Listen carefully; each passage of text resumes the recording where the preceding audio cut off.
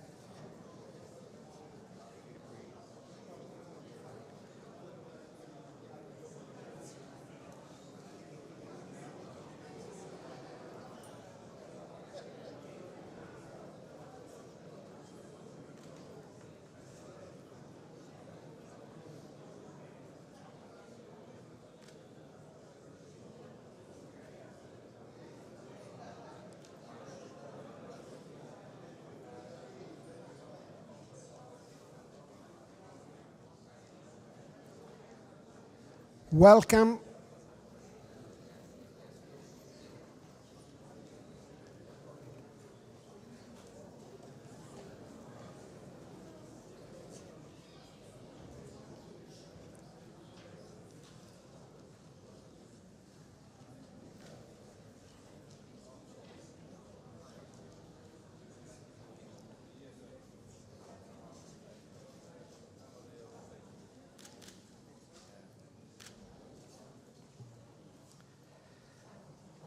Welcome to the Bank of Italy. Welcome to the Symposium in honor of Ignazio Visco. I'm Patrizio Pagano, head of the Secretariat to Bank of Italy's Governing Board, and the program for today is about to start. So let me call to the podium Fabio Panetta, Governor of the Bank of Italy. Fabio.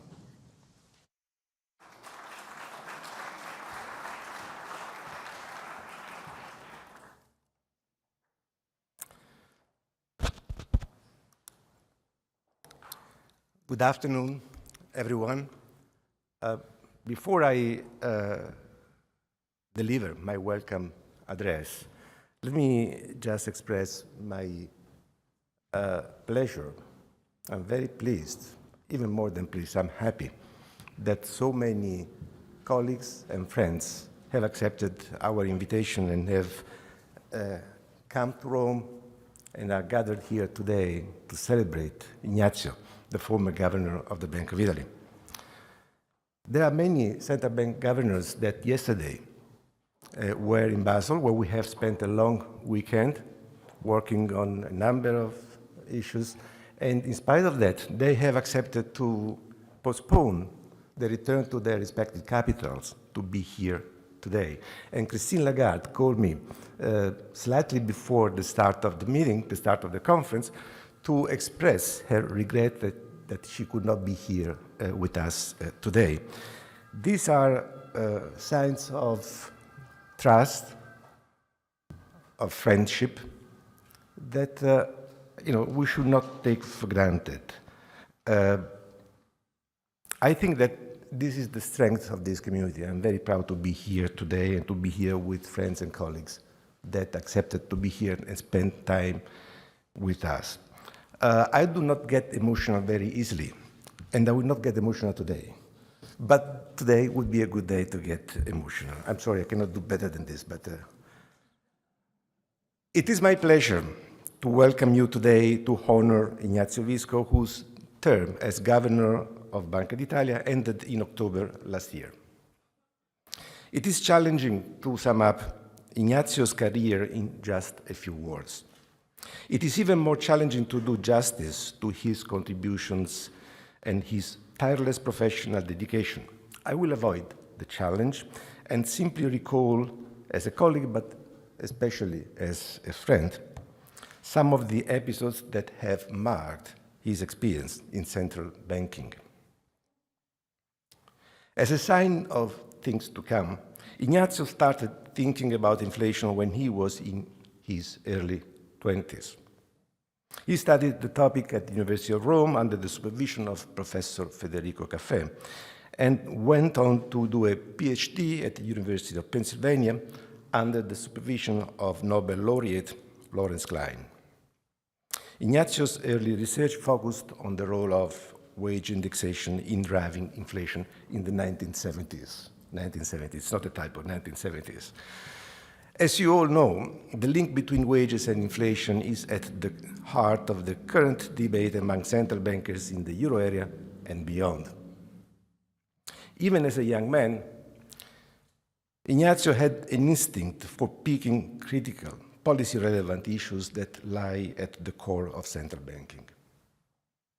Ignazio joined the Banca d'Italia in 1972, just before the oil shock caused by the Yom Kippur War. And when he left Banca d'Italia last year, Europe was dealing again with the aftermath of another energy shock caused by the Russian aggression against Ukraine. To an all-round intellectual like him, this must have looked like a vindication of the Italian philosopher Giambattista Vico's idea that history consists of recurrent cycles, ricorsi storici. In fact, between 1972 and 2003, there were many other occasions when Ignazio had to navigate choppy waters at Banca d'Italia and elsewhere. Hence the title of this conference.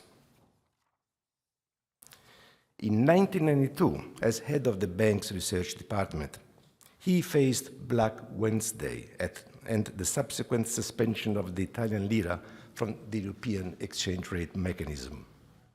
A few years later, when he was chief economist at the OECD, the Asian crisis of 1997-1998 unfolded, spreading to Russia, Brazil, Argentina, and many other countries. The great moderation of the 1990s and early 2000s provided some respite. But Italy's performance was poor, hampered by low productivity. Ignazio was aware of the scale of the problem, and he initiated and led a major collective effort to identify the reasons for Italy's malaise. The results of this research are well documented and widely accepted today. Ignazio then joined the governing board of the Bank of Italy in 2007, on the eve of the global financial crisis, and he became governor in 2011 during the Eurozone sovereign debt crisis. Ignazio and I worked together closely during this period. The crisis forced us to talk much more about spreads, deficits, and non-performing loans, and much less about productivity and growth. And events moved so quickly that we did not have time to delve into these issues as much as we would have liked. In essence, it was time to act, not speculate. In spite of the pressure, or perhaps because of it, our interactions were always calm, almost always calm, stimulating, and productive. Of course, I'm not in a position to give an impartial view of what we have done together, but I do believe that the work carried out by Banca d'Italia over many years has been extremely valuable in many areas, both domestically and at European level. At the end of 2014, the risk of deflation appeared on the horizon. A broad, persistent price decline put the ECB in a situation it had never faced in its short existence. Nevertheless, the response was swift, creative, and effective. I do not want to praise the central bankers in this room too much, but I do believe that, on balance, unconventional monetary policies have been a success. As famously stated by Ben Bernanke, these policies do not work in theory, but they do work in practice. I'm sure that this is a lesson that will remain useful in the future. In 2018, the risk of deflation and Italy's banking problems were largely under control. Ignazio, at that time, dared to publish Difficult Years, a retrospective book wrapped in a thin veil of optimism. Some of his readers were quick to point out that the following years could have been worse. Well, they were not wrong, to put it mildly. The last part of Ignazio's mandate saw a truly exotic mix of shocks: the COVID-19 pandemic, the war in Ukraine, the supply bottlenecks, the ominous resurgence of long-forgotten geopolitical tensions. Figuring out the inflationary implications of all this required another dose of intellectual heavy lifting, and Ignazio did not shy away from it. Clearly, Ignazio did not get bored during these years, and I must confess that I hope that my mandate will be much more boring. In his 50 years of service, Ignazio was also witness of powerful historical processes. Technology and globalization brought tangible improvements in living conditions around the world. The launch of the Economic and Monetary Union and the creation of the euro heralded a new era for Europe. In addition, the Italian economy, despite its structural problems, proved its potential by emerging from the COVID-19 pandemic with an unexpectedly strong recovery. These are success stories. But they are also stories that none of us should take for granted. Globalization is now in reverse. The Economic and Monetary Union is still incomplete, and Italy could easily fall back into its low-growth trap. I know how much Ignazio cares about these issues, and I can assure him that Banca d'Italia will continue to work on them with the same passion and rigor that characterized his tenure as governor. Over his career, between one crisis and the next, Ignazio wrote extensively on a wide range of economic topics, from inflation expectations to education and human capital. He gave thorough, long, public speeches on many of these topics. He also spearheaded the development of Banca d'Italia's econometric model. Yet Ignazio left his mark on Banca d'Italia not only as an economist. His knowledge goes far beyond economics, and it includes as many poets, historians, and philosophers as economists or statisticians. This combination often proved problematic for our colleagues. They knew that a briefing with the governor could include any combination of economic arguments, quotes from Dante Alighieri or Soren Kierkegaard, and citations from exoteric econometric papers from the 1970s onwards. To make matters worse, Ignazio is notoriously capable of digesting thick background documents without ever losing his concentration or overlooking a footnote. He also has a sharp eye for spotting typos and a true dislike for them. And he always double checks, just in case. In short, he was not an easy client to please. But he was also welcoming and open to debate, especially with junior staff. The fond memories he has left behind among colleagues show that, in the long run, it is this attitude that defines a leader's legacy.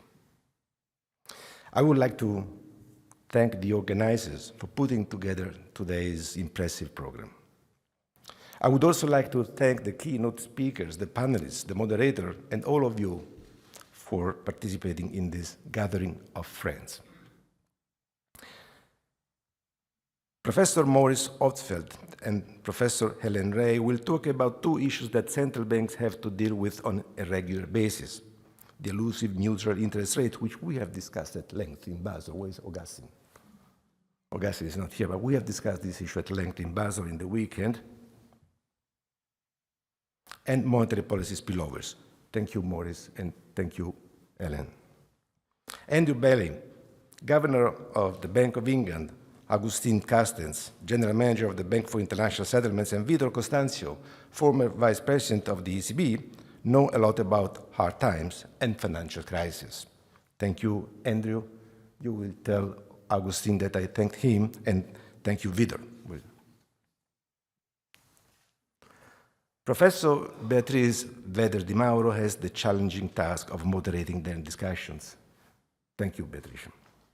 I look forward to hearing them all. At the risk of sounding boring or maybe provoking, I would like to conclude by re-quoting Kierkegaard.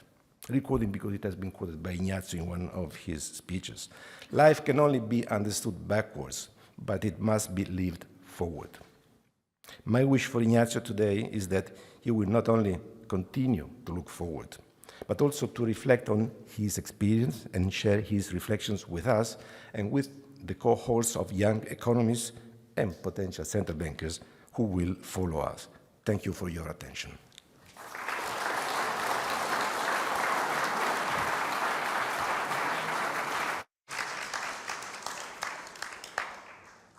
Thanks, Fabio. The first speaker is Professor Maury Opsfeld.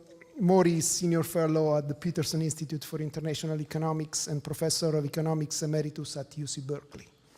He previously served as Chief Economist at the IMF and as member of the Council of Economic Advisors under President Obama.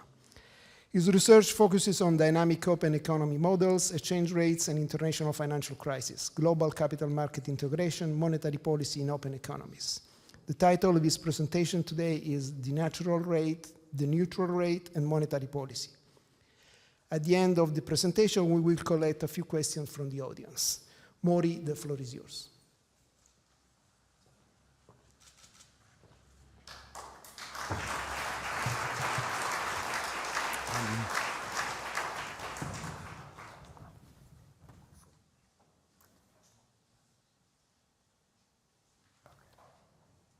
Thank you very much for that kind invitation. It is wonderful to be here at the Banca d'Italia to honor Ignazio Visco after his eventful and very, the word competent doesn't really sum it up, but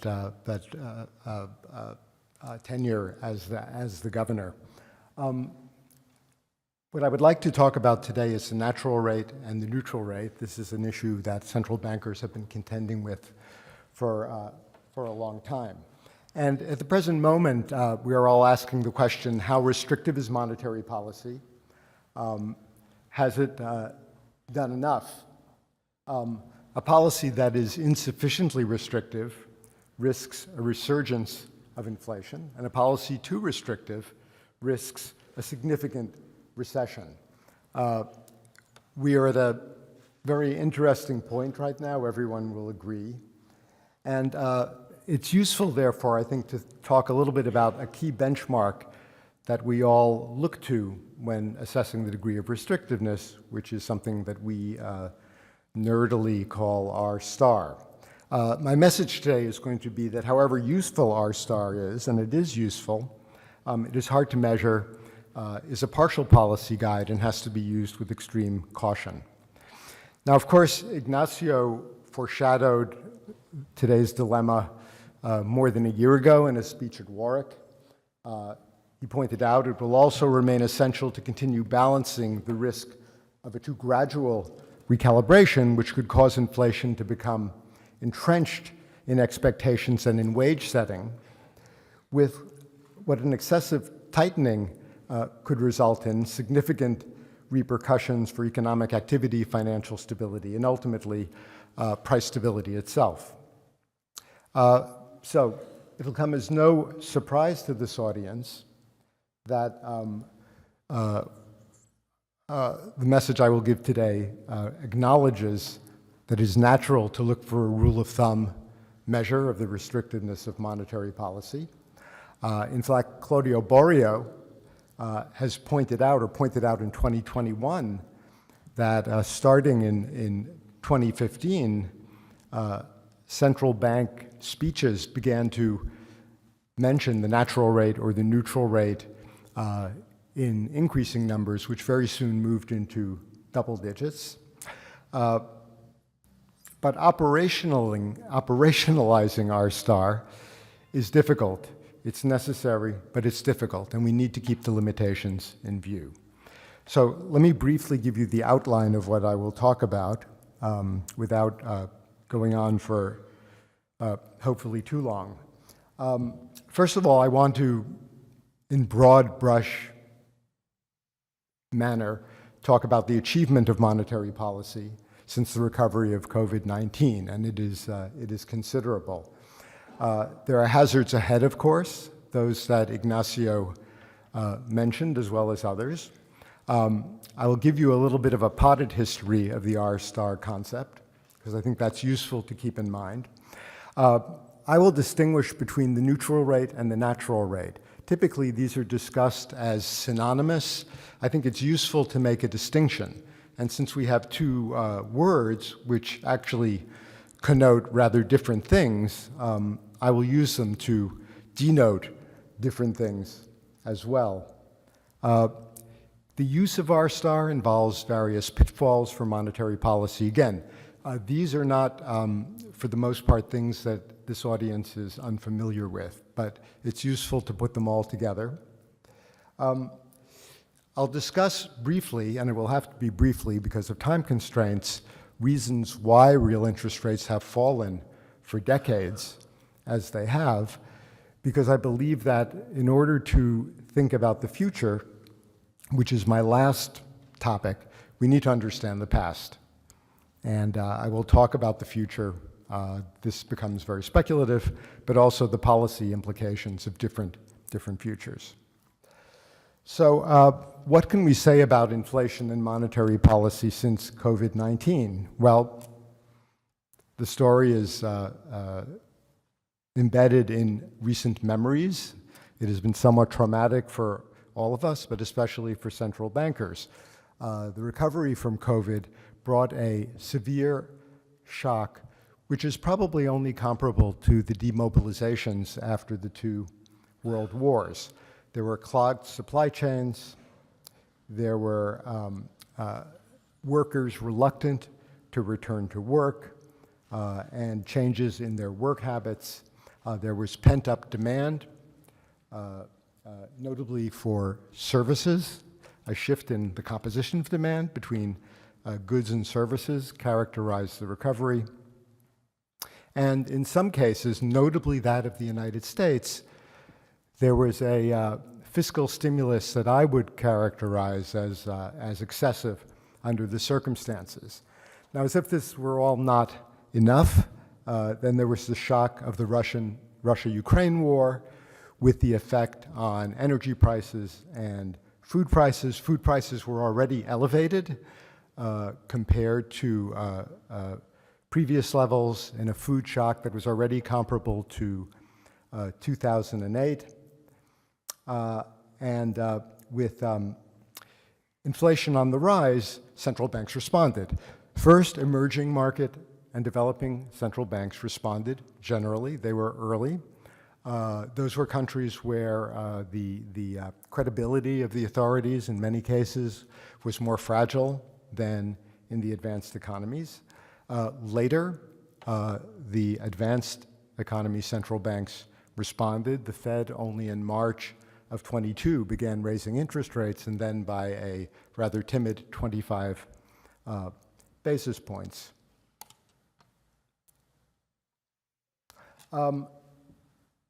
We can debate whether central banks were late to the game.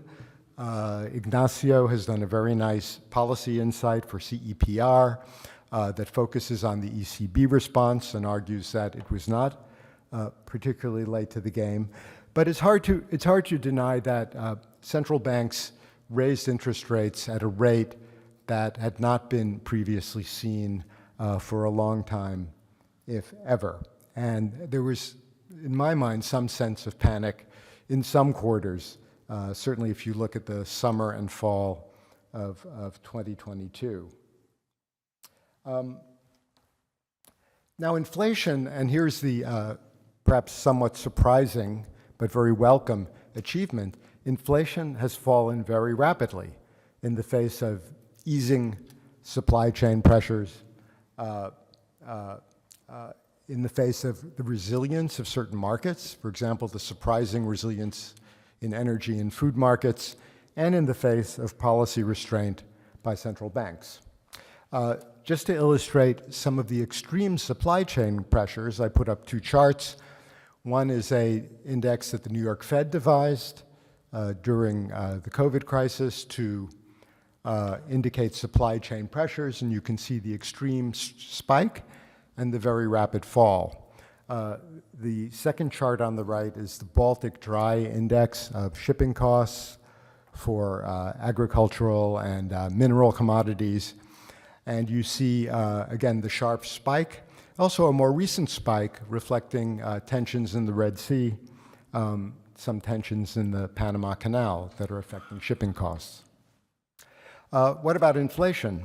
Again, a very dramatic spike in emerging economies and advanced economies in the left, followed by a rapid decline. And similarly, if we look at the month-to-month data that is shown on the right for some of the larger industrial areas, you see that inflation has come down rapidly, and that except in China, where inflation is actually historically remarkably volatile, inflation still has a ways to go before coming down to the 2% targets that central banks are seeking. The big surprise for many is that the effects of all this on output have been quite moderate, surprisingly moderate.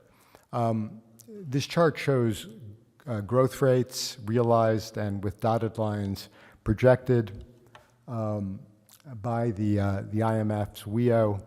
And you see a fairly pronounced dip, though not a area-wide recession in the euro area in 2023, which is not surprising in view of the very harsh energy shock. But elsewhere, the slowdown is barely discernible in terms of activity in real terms. So many predicted that the only way to get inflation down would be with recessions, perhaps even deep recessions. This has not happened. Well, what lies ahead? There are still dilemmas. One big dilemma is the last mile of inflation. Will we need slower growth or more restrictive monetary policies to cover that last mile to 2%? The news from the US today was not particularly good on that score, but again, from month to month, it's very hard to tell what's going on. Prices are somewhat volatile.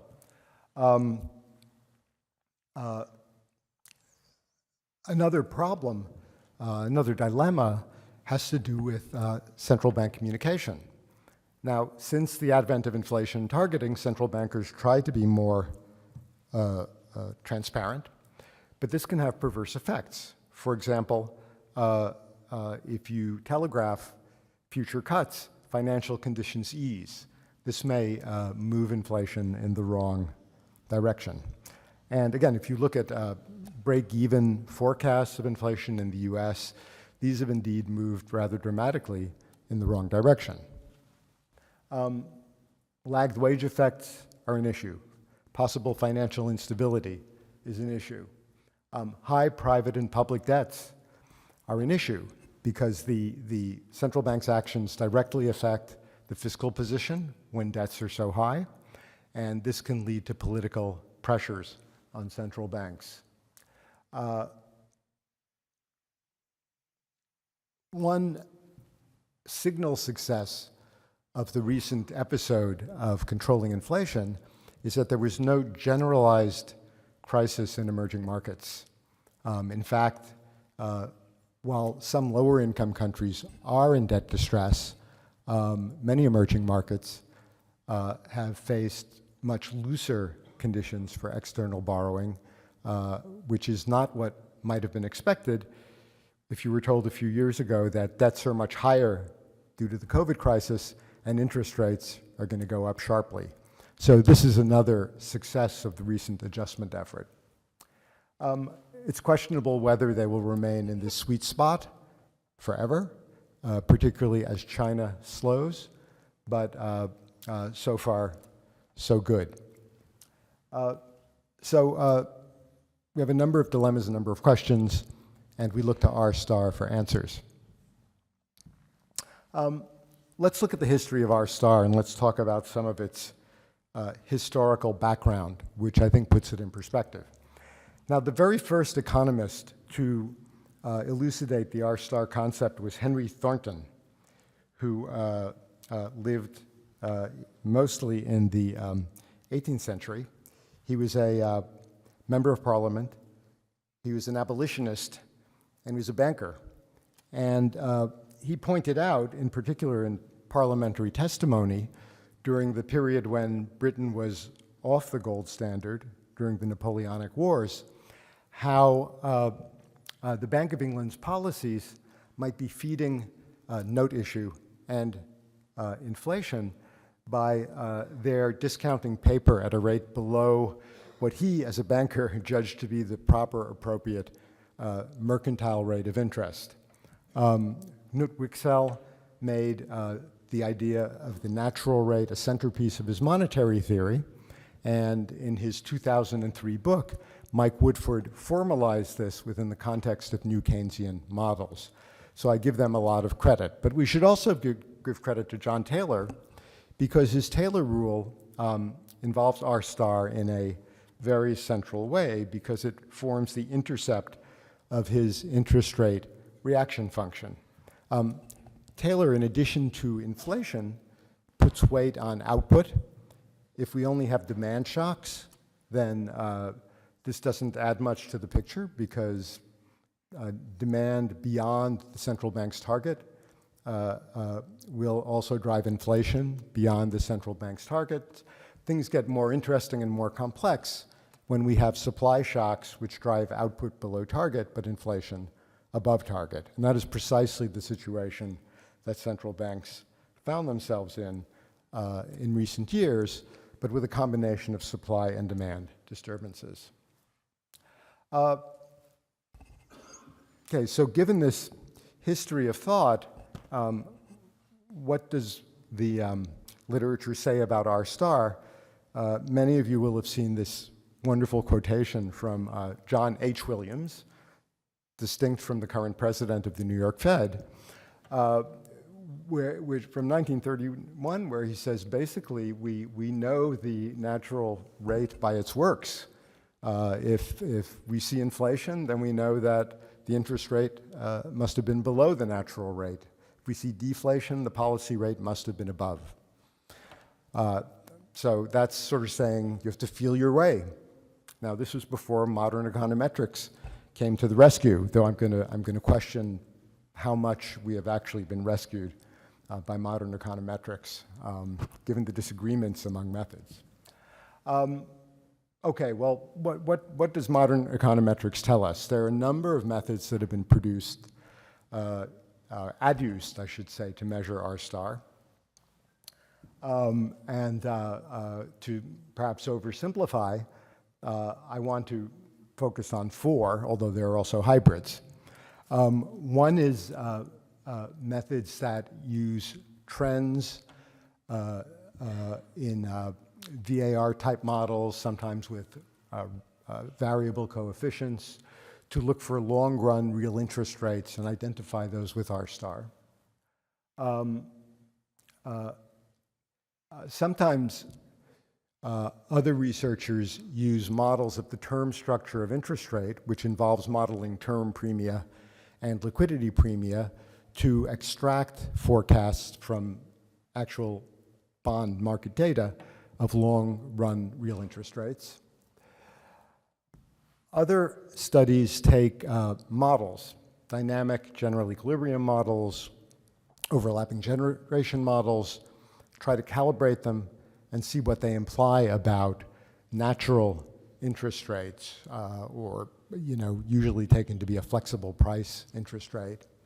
And finally, there's one of the actual earliest explicit attempts, which is the work of Laubach and Williams, updated by Holston, Laubach, and Williams, updated even more recently by those three authors at the New York Fed, which is based on treating the natural rate of unemployment, trend growth, and R star as unobservable variables in a basically Keynesian system based on a Phillips curve. If you look at how these approaches work, though, they're really measuring quite different things. Now, what's the idea of looking at a very, very long-run forecast of R star, or of the natural rate, or the what I will call the natural rate? The idea is that, if you look at, for example, Woodford's work, he identifies the natural rate with the interest rate that would prevail in a hypothetical flexible price model. If you think that price rigidities wash out over the long term, then maybe forecasting what the real interest will be in the really, really long term is a way of getting at that rate. And that's the fundamental idea between these methods. But in doing so, these methods sort of conflate the long-run equilibrium rate with R star. And if you think about the rate at which monetary policy actually becomes restrictive, it could be quite different from that long-run asymptotic rate of real interest. In some models, in fact, indeed, R star, which is what I'll call the neutral rate, coincides with R bar, which is what I'll call the natural rate, R bar being the long-run rate of interest. Sometimes you can even show that something like R bar has favorable properties in simulation models of inflation. But I would argue that these two things are very, very different.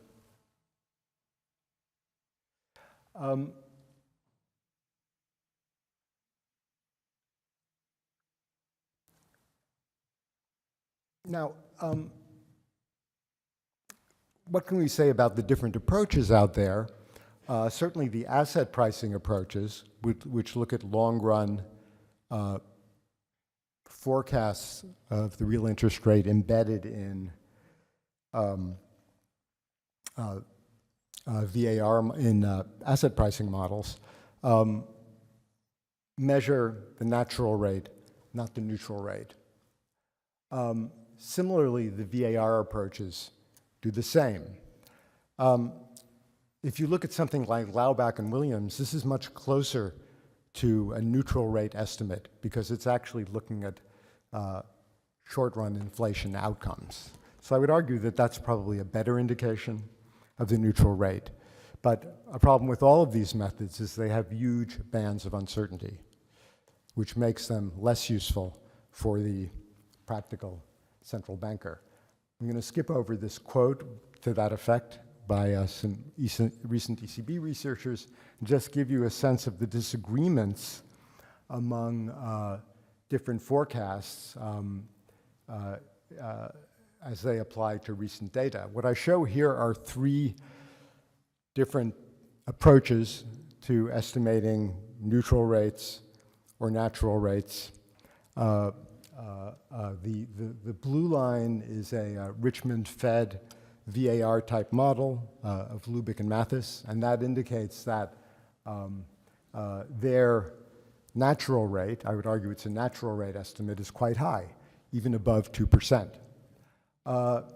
The the Laubach-Williams, as I'm sure you are all aware, is quite low. It remains quite low. And in fact, John C. Williams gave a speech last Friday on this topic, reasserting that the natural rate is low. And what would imply from that is that what one would deduce from that he thinks that Fed monetary policy is quite restrictive at the moment. The model of D'Amico, Kim, and Y, which is an approach taken by some researchers at the Board of Governors, and they have a nice website that updates their estimates, indicates that from their perspective, or their model's perspective, currently their estimate of the natural rate is about 1.2%, which keep in mind as we look at some subsequent data. But these are very, very different. Now, theoretically, why do we think the natural rate might differ from the neutral rate? I think it's sort of easy to think of reasons. For one thing, imagine that you're in a situation which I think some central bankers felt they were in the second half of 2022, where in addition to simply affecting demand, you're also trying to signal that policy will be restrictive for longer, that the central bank is resolved to get inflation under control. It's resolved not to let expectations become de-anchored. Then you might argue that you should set a more restrictive interest rate in the short run than even the natural rate to get inflation under control. Financial conditions matter greatly, and they can be situational conditions that will affect R star. A final issue that I have emphasized a lot is open economy factors. These can drive a wedge between a long-run forecast flexible price interest rate and the rate that actually gets policy to a restrictive stance. And I think these open economy factors have been actually all important. There's a quotation I love from a 27-year-old staff member at the New York Fed from 1937, a guy named Charles Kindleberger, who you may have heard of. And he said, "A monetary policy based entirely upon the requirements of the internal economy will be based at one remove on external factors." In fact, global synchronization is evident in the data. This is a first-order effect. And it indicates to me that real interest rates, real natural rates, real neutral rates do depend very much on global factors. We see the decline in rates being synchronized also for emerging markets, but only up until the global financial crisis or so, until very recently, when unanticipated inflation drove ex-post real rates low. Well, what are the pitfalls for monetary policy from using the natural rate as a guide?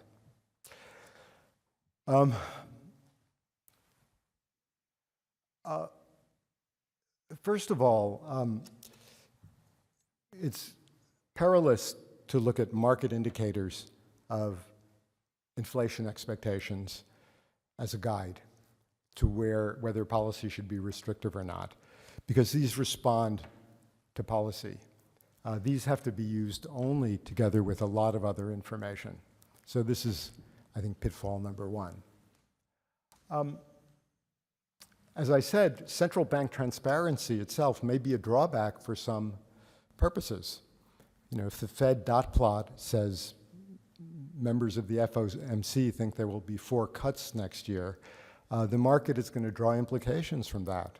And that's going to lead to a fall in long-term rates, an acceleration in equity appreciation, and other factors that loosen financial conditions and push inflation where the FOMC does not want it to go. So I think this is something that we have to think about and discuss. Another issue is that at least in new Keynesian type models, from which in many cases R star is derived, whether policy is restrictive depends on the entire future path of the policy rate relative to whatever the natural rate is on those dates. And that's a very complicated recipe, which does involve expectations in a central way. I mentioned fiscal policy already. Changes in monetary transmission, I think, can be quite important. You know, in the US, when it came out of COVID with household balance sheets in really, really good shape, that was a factor that I think affected the transmission of monetary policy, but is not really captured in standard models. You know, similarly, if households have refinanced mortgages at very, very low rates during the COVID period, that's going to blunt the effect of policy working via the mortgage markets. So these are areas that are difficulty. And I would also mention that, you know, although we may think we control the real interest rate as central bankers, you can never fully insulate the economy from factors that come from abroad. This is evident from the classical Metzler model in 1960, in which a global equilibrium determines the real interest rate, the global equilibrium of saving and investment. And Hélène Rey, in her work, and she may talk about this later, has emphasized how these financial spillovers can affect the degree of monetary autonomy. Flexible exchange rates do not keep out influences from abroad.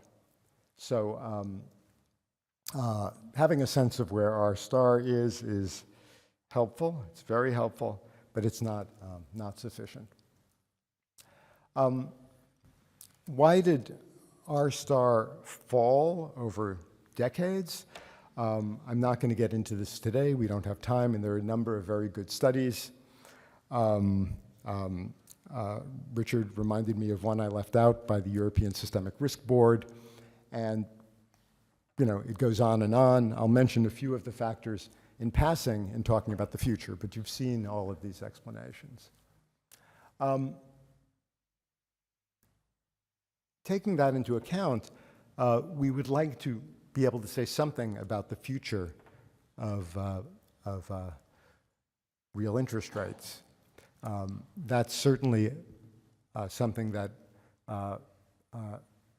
affects monetary policy decisions today, because if we think the natural rate or the neutral rate is permanently higher, it makes us less open to cutting today. But it also affects a number of other policy areas which are of great concern to economic stability and financial stability. Again, researchers disagree. Even looking at a single model, the bands of uncertainty are very large. So there is a considerable debate, and I could quote economists, central bank economists, and academic economists, and policy economists who have opposite views on the question. An interesting first shot in the debate, or early shot in the debate, was the book by Goodhart and Pradhan that came out even before COVID, and they made the case that the demographics that are unfolding in the world point inexorably to higher real interest rates. It's a very rich argument with many components, but one key pillar is that if the world ages, there will be more dissavers relative to savers. The dissavers consume, that drives up interest rates, and therefore real interest rates will be higher. This is somewhat contested, and I will come back to that.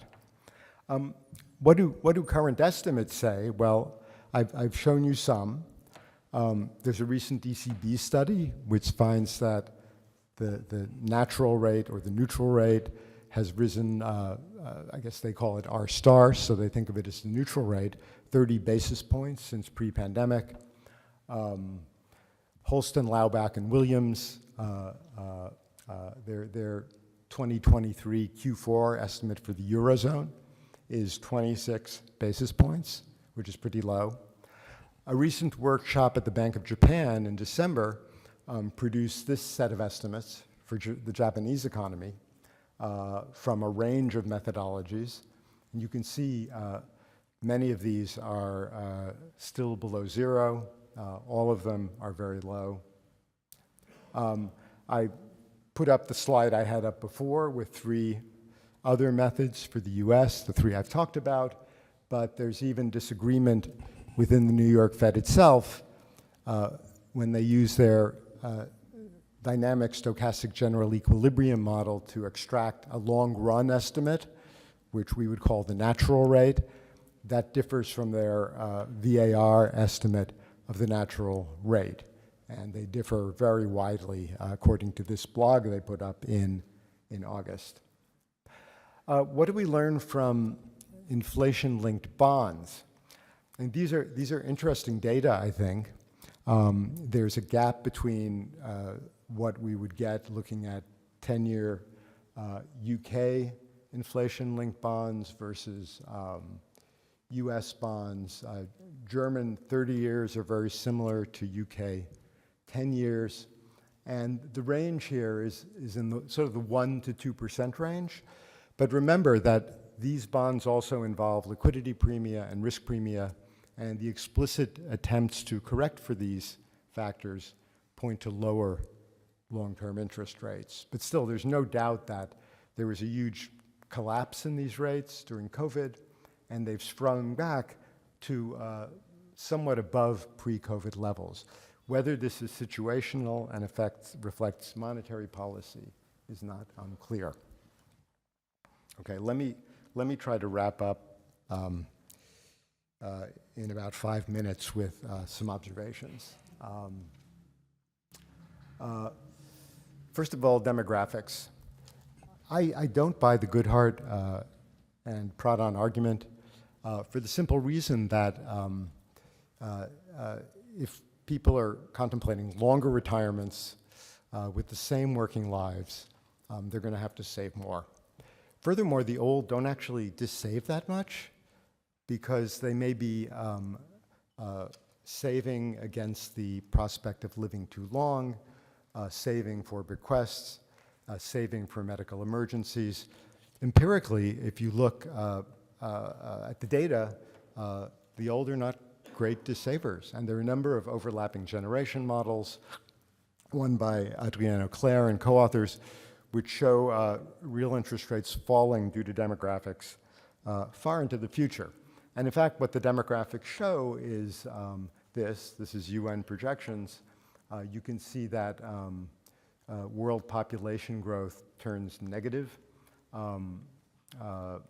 sometime in the late 2080s, and life expectancies continue to grow. There's another implication of negative population growth or slower population growth, which is that the pace of innovation slows down. And Chad Jones has a very nice paper setting this out.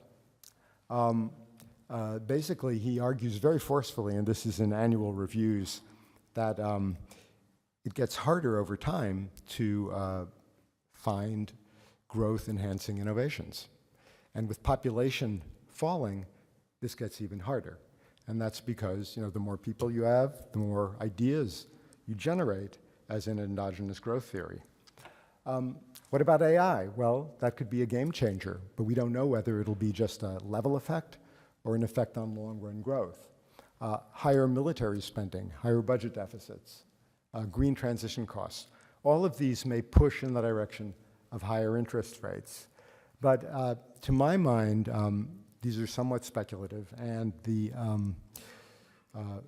overwhelming force of demographics, I think, will probably win out. So a return of interest rates to the levels in the early 1990s, for example, I don't think are in the cards. Quickly, policy implications.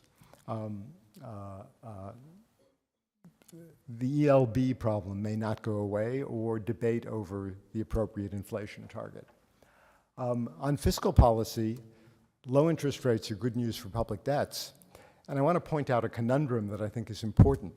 If we think that fiscal policy is going to permanently raise government borrowing rates, we have to ask what will happen to make that fiscal policy sustainable. There may be a contradiction there in assuming that government debt levels can rise sharply and will push up interest rates, and nothing bad will happen that might push the economy into a recession with lower interest rates. This is something to worry about. And finally, if interest rates are indeed lower again, then financial stability risks will remain, and the business models of some types of financial institutions might be challenged. So I'll stop there.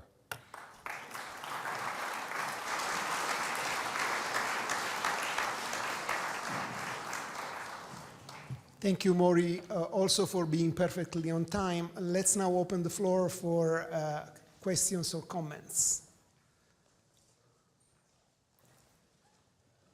Just gonna break the ice. One question. I'll ask an obvious follow-on question, Maury.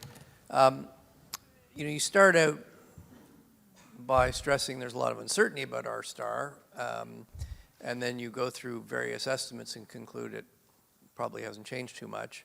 But, I mean, the reality is, in the sort of the real evolution of monetary policy, a lot of it is how are we going to manage the risks about the fact that we don't know R-star. And I'm wondering if you could give us a little bit of thought on, okay, we know R-star is uncertain. How big a problem is that for us, and how do we manage that uncertainty? Thanks, Governor Macklem.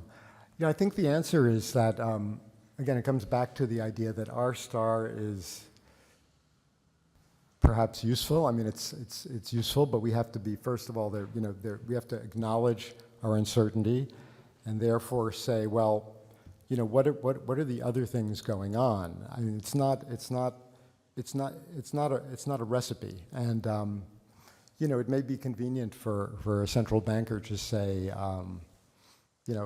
judging by R-star, we think policy is restrictive, but I think that's generally shorthand for, we've looked at a million things, and I don't want to explain them all to you, but I think one has to have a very wide range of data in thinking about things, and think about what could happen with all of that data. I mean, it doesn't make life easier. So you may start with the idea that there's some median estimate of R-star, and we want to get in the ballpark, but then you've got to look at everything as it develops, including the John H. Williams point.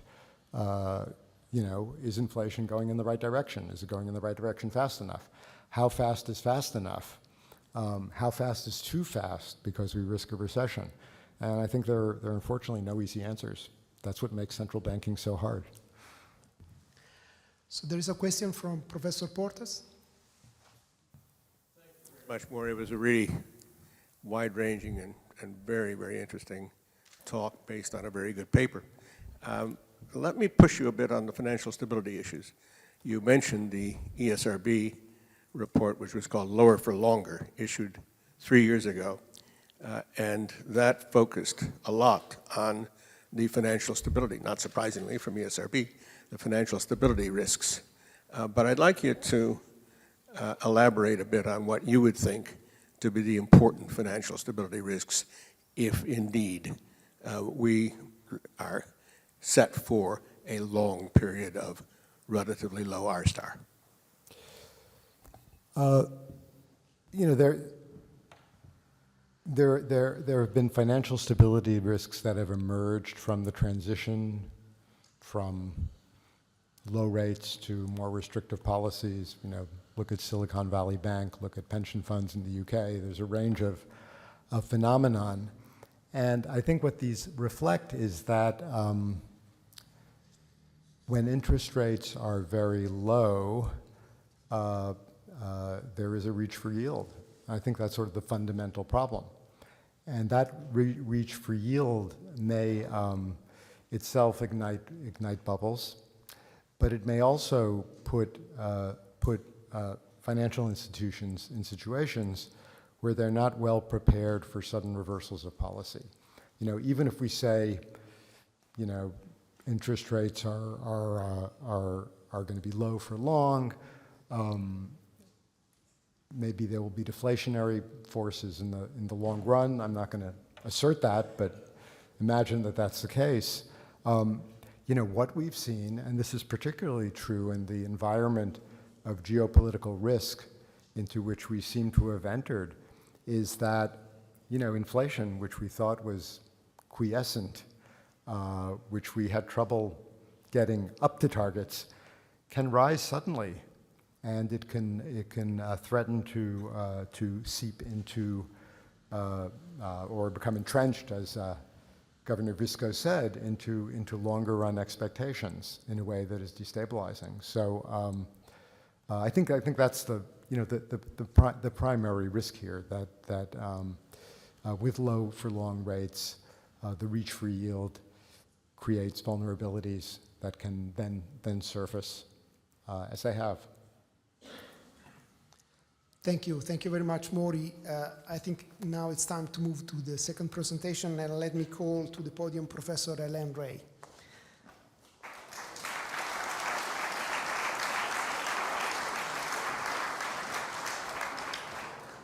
Hélène is Lord Bagri Professor of Economics at LBS. Previously, she was at Princeton University. Her research focuses on the determinants and consequences of external trade and financial imbalances, the theory and empirics of financial crisis, and the organization of the international monetary system. The title of her presentation today is International Monetary Policy Spillovers and Interactions. Hélène, the floor is yours. Thank you very much. And let me first say I'm absolutely delighted to be participating in this conference in the honor of Ignazio. Ignazio, we had many discussions over the year, and there were lots of great conferences here at the Banca d'Italia, a lot of great hospitality for CEPR, amazing G7, also important events there. And of course, also here, I gave the Paolo Baffi lecture in 2020. And the late Gianni Toniolo wrote, speaking of Paolo Baffi, he was un esempio di passione civile e integrità morale, a hallmark of civil passion and moral integrity. And I very much think that Ignazio has been following this great tradition. Thanks a lot, Ignazio.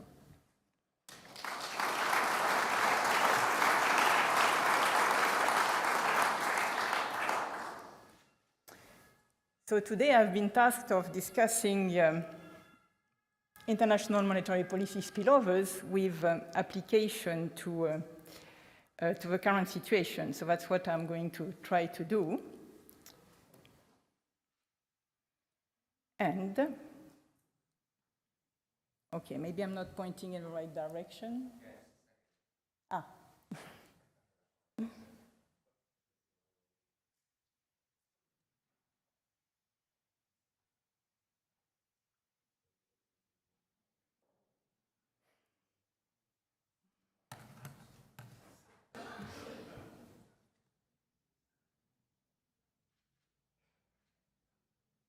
I'm going to start with a short history of monetary policy spillovers.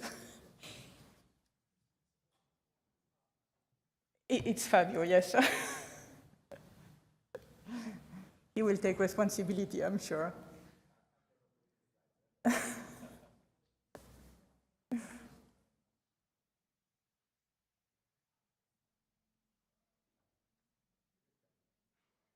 Very good, very good. I have faith and trust. No problem at all.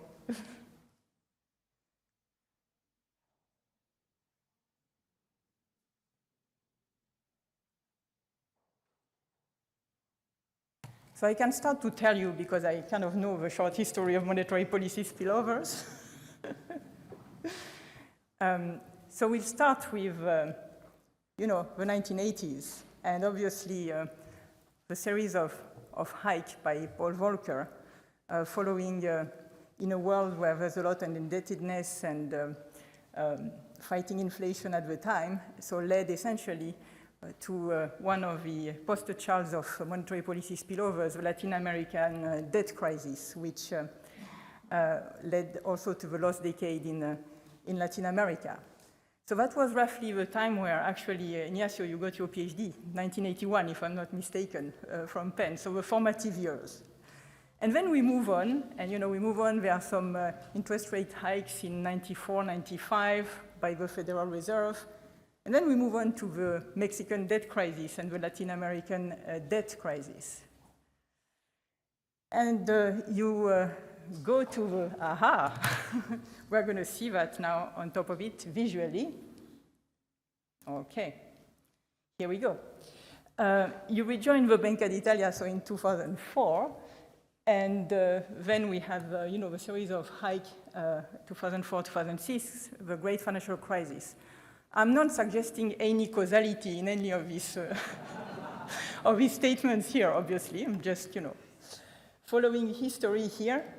And then you became governor in 2011, and we had the euro area crisis.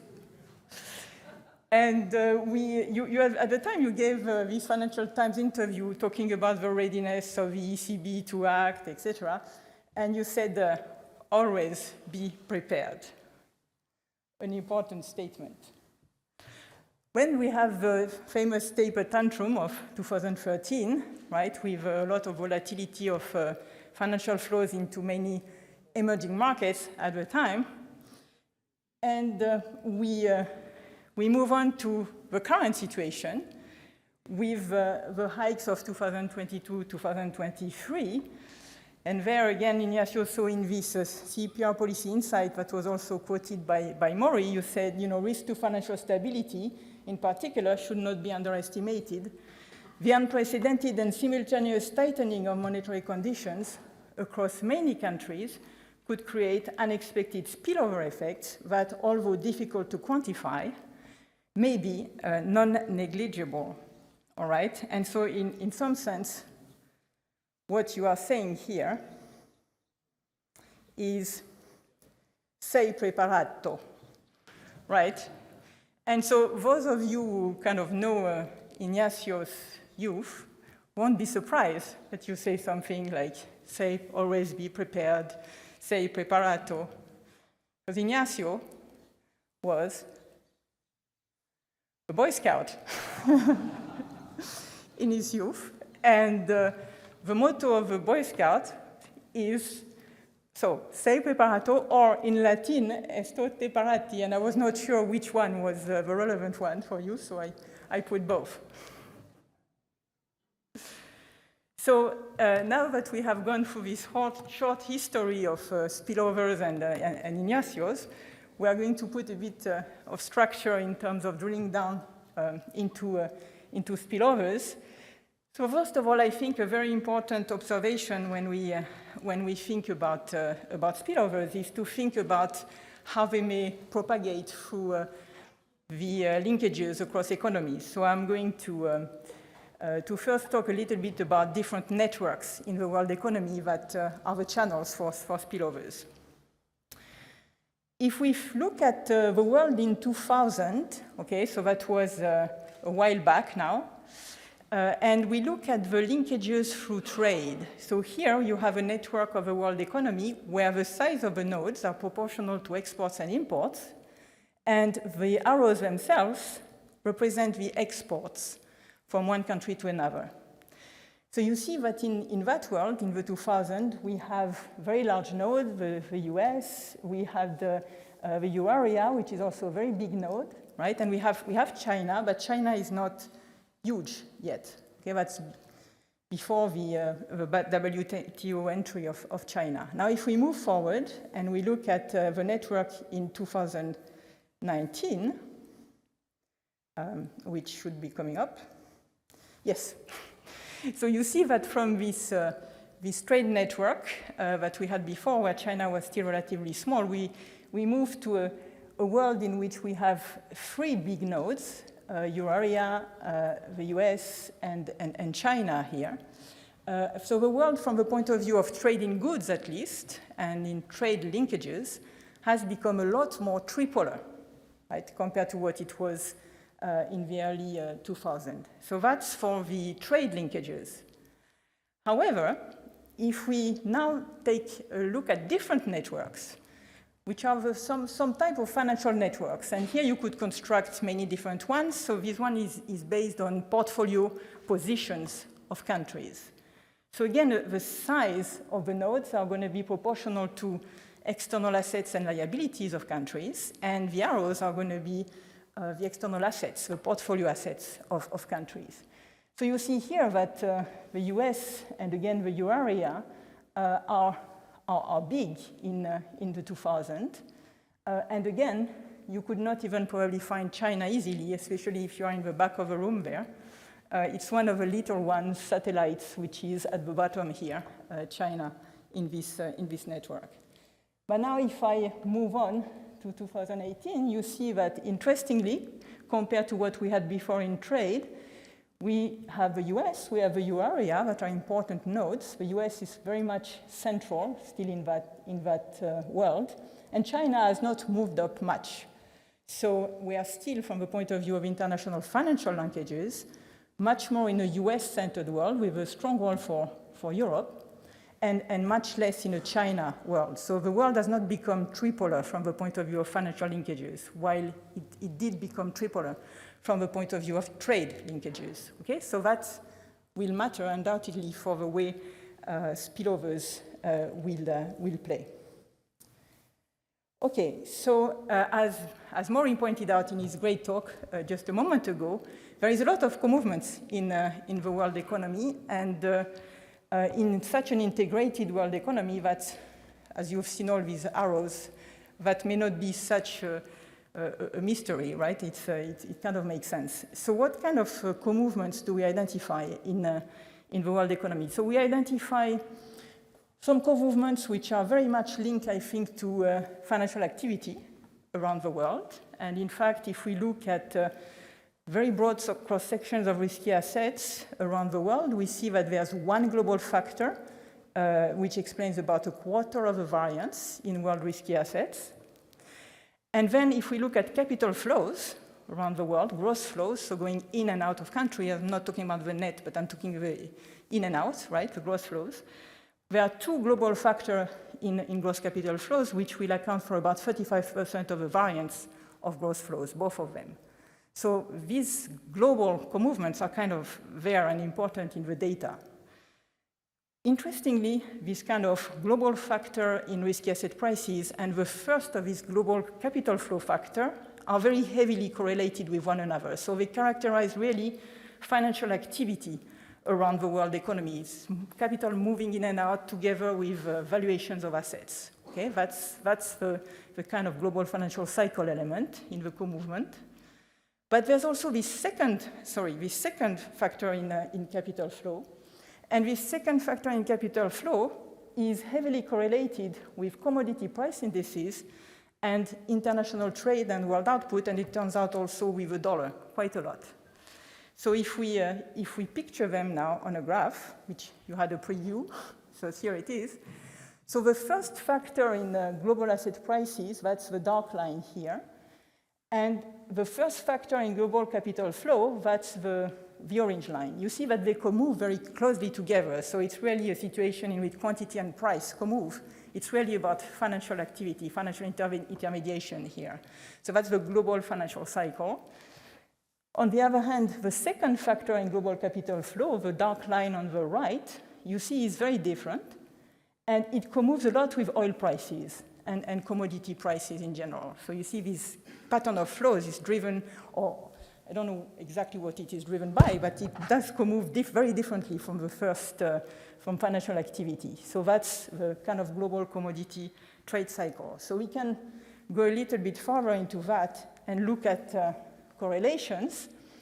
And there, so what is pretty striking is that this global financial cycle, which is asset prices and the first capital flow factor, what correlates with it is very much all our indices of global financial conditions, global risk aversion. So take the VIX, take actually the excess bond risk premium, take various indices of risk aversion that have been constructed in the literature.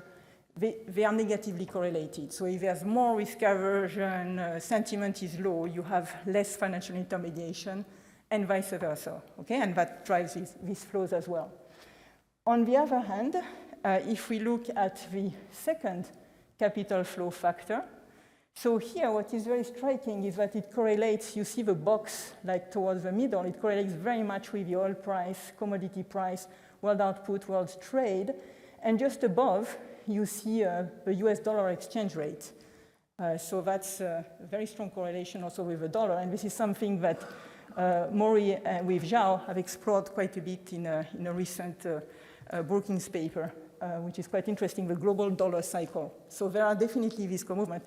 The dollar is not a simple story because it does co-move quite a lot with the second capital flow and commodities, etc., but it also co-moves a little bit less, but also with the financial activity things. So there's definitely elements there for the exchange rate on both sides of things. Okay, so now that we have seen these co-movements linked to these, all these interlinkages of different types in the world economy, I'm just going to present a few spillovers, international spillover estimates from various central banks and see what actually they tend to be actually causing. So here my estimates will be from monetary policy shocks, so I will be talking about causality of central banks. So indeed, the first thing to say is that when I discussed my short history or brief history of spillovers with Ignazio, I focused on the crisis, so the big events, right? But the spillovers are there also in more normal times, okay? And I think part of that is because one of the key channels of transmission of monetary policy in this world, which is very integrated, is that it goes through global financial conditions and restaking of financial intermediaries. So it's not the only transmission channel, obviously. The trade channel, the aggregate demand channel are also there in the international economy, very much so. But there's a lot through this risk sentiment, this kind of global financial condition transmission. So I'm going to show you some estimates of spillovers for the Fed, the ECB, and the People's Bank of China, and how they are quite, in fact, different. So if we look at Fed international transmission, so here it's a 100 basis point tightening. And it's month on the horizontal axis. So if you look at, let's concentrate on the green boxes here, the effect of the Fed on world financial conditions, on the global factor in asset prices, factors in capital flows, the first factor, you see that there's a strong effect. So there's the VIX there at the bottom right. You see that all these indices of global financial conditions move a lot, right, when the Fed tightens. So there is a strong transmission here via the Fed monetary policy to international financial markets. So that's what to take out of this.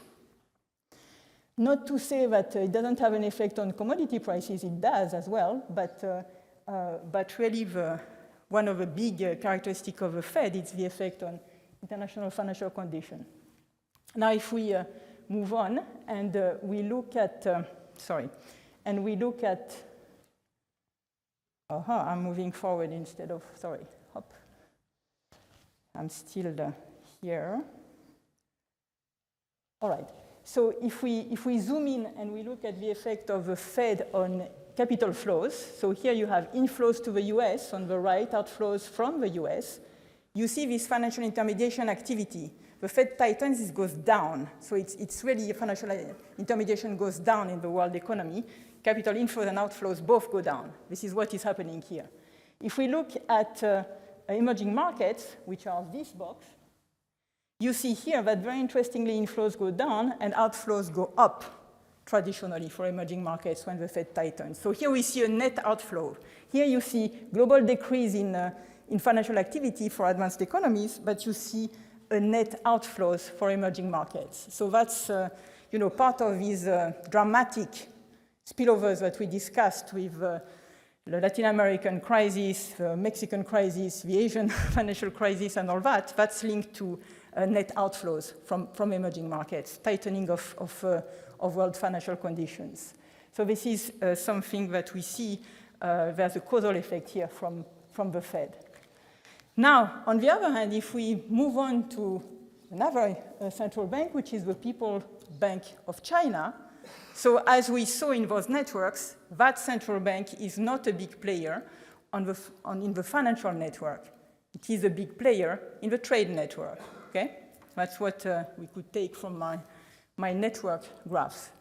And when we look at the effect on the PBOC, on world financial conditions up there, the global factor in asset price, the factor in capital flow, you see there's not much significant. The VIX is not really affected, right? So here, not much seems to be happening when the People's Bank of China is actually tightening. However, what is happening when the People's Bank of China is tightening is if you look at the commodity price index here, if you look at world trade, this is a strong effect. So you do see very strong effect here on the People's Bank of China. So that's a very asymmetric type of international spillovers between the Fed and the People's Bank of China. And again, here we are looking at identify structural VAR. So we are talking about effects coming from the monetary policy shocks. So that's dramatically different, I would say. And of course, one would say, what about then the ECB, right? So the ECB, interestingly, if we look at the conventional kind of monetary policy, so the interest rate, there was not that much on international financial conditions. However, the unconventional policy, so-called unconventional policy, the quantitative easing part of it, seemed to have quite a bit of an effect also on international financial condition here. So if you look at the effect of the ECB on inflows, on global factor in asset prices, on the VIX, you see strong effects here from the QE shocks of the ECB. So that's, again, an interesting difference across central banks, and the ECB does have an effect also on world trade and commodity prices. So if we kind of do a little summary here for these three central banks of effect of the Fed, the ECB, and the PBOC, I would say what seems to be coming out of the data is that for the Fed, you have a strong effect on the global financial cycle, on risk aversion, capital flows, leverage, financial conditions, etc. You do have also a strong effect on capital flows, trade, commodity prices, etc. At the polar case there, the PBOC is very different. It has a strong effect on some types of capital flows, commodity prices, global production, global trade and output. That's the capital flows in commodity exporters, by the way, I mean commodity countries. But it doesn't have an effect generally on capital flows, on risk aversion, etc. Okay, so there's no strong effect on global financial conditions from the PBOC, it seems. And the ECB does have an effect on the global trade and commodity cycle, and post-2008 does seem to have also an effect on the global financial cycle. So very different pattern of international spillovers. Now that we made a bit of progress on these international spillovers, so let's dig a little bit more, and let's try to understand a little bit more these spillovers from the point of view, a little bit more from a finance micro point of view. Okay, what is happening in terms of this tightening of financial condition, and maybe that will give us some clue also regarding what we can expect of what is going on now, right? Which is where we should end up this conversation. He's talking about the current situation. All right, so if we think about these spillovers, so US monetary policy in particular does seem to have a big effect on the leverage of global banks, on global credit creation, on these risk appetites measure, like anything having to do with the global financial cycle, the excess bond premium, etc. But so how does that work? So can we try to open a little bit the box, right? And so I'm not going to be able to obviously address all of the issues here. This is a very complicated research agenda, so I'm just going to start by showing a few things about that. And what I'm going to argue here is that some of the financial spillovers, they operate because of portfolio rebalancing, okay, of some investors, some some types of investors in international financial markets. And using disaggregated data that now is available, for example, at the ECB and in many central banks, okay, you can actually start to understand a little bit better this portfolio rebalancing behavior across different investors and across different type of assets. So if a central bank tightens, some actors are going to be rebalancing their portfolio. This will have an effect on flows, an effect on prices, etc., depending on who you are, what are the institutional constraints of these investors, etc. There's going to be some effects there going through that channel. So using this very disaggregated data, it's possible to estimate elasticities of demand for some different assets, and also, importantly for rebalancing, elasticities of substitution across assets. You sell one, what do you buy? Okay, or what do you sell to buy another one? That's what it is about. So here, this is the work of Tsvetinenova, who was on the market this year and is going to join the BIS. So she uses this very disaggregated securities level data for mutual funds based in the euro area and based in the US. And she starts, for example, by looking at safe assets. What is special about the elasticity of demand of some safe assets? Okay, such as US bonds, for example, so the US treasuries, the US bonds. And what she finds, very interestingly, is that safe assets really have very inelastic demand. So if you look at these results here, what are the assets which have the lowest elasticities of demand? These are the shortest bar, the lowest elasticity of demand. They are very short bars. You see they are the very safe assets, AAA style of assets. You see the lowest bar here in the middle is the US, okay, US assets, but you also have euro area core bonds, which are there. And at least for US-based mutual funds, it doesn't really matter the maturity of the US bonds that you have. They tend to be all considered, or they have all relatively similar elasticities of demand. But so what is striking here is that the assets with a lower elasticity of demand are the safe ones, and US euro area core. On the other hand, look at the emerging markets. That's where the elasticities of demand are higher. Okay? So that gives us a clue of the behavior of portfolio holders here. Now, what we want to see is what happens when the US T-bill return goes up. Say the Fed tightens, what is going to be sold? Okay? That's how the shocks might propagate or not propagate. So we look at this, and here what you can see is that what is being sold when the US T-bill return goes up are the bonds which are risky. Okay, so the risky bonds, so typically the high yields, and also emerging market bonds. So you see here the longest bar, they are the ones which are going to be sold the most. So you see the risky high yields, US, and you see emerging markets. And here it seems like Latin America is being sold quite a bit. Okay? And the ones which are not sold, the euro area core and the euro area periphery in that sense. So you see that puts already a little bit of similarity on what we know, that there is some commonality between emerging market assets and high yields. They tend to actually co-move quite a lot, right? So this pattern of substitution seems to be quite similar between the two. If we look, because kind of interesting here, what happens when it's the German rate that goes up. So let's say the ECB tightens and this leads to a Germany's T-bill return going up.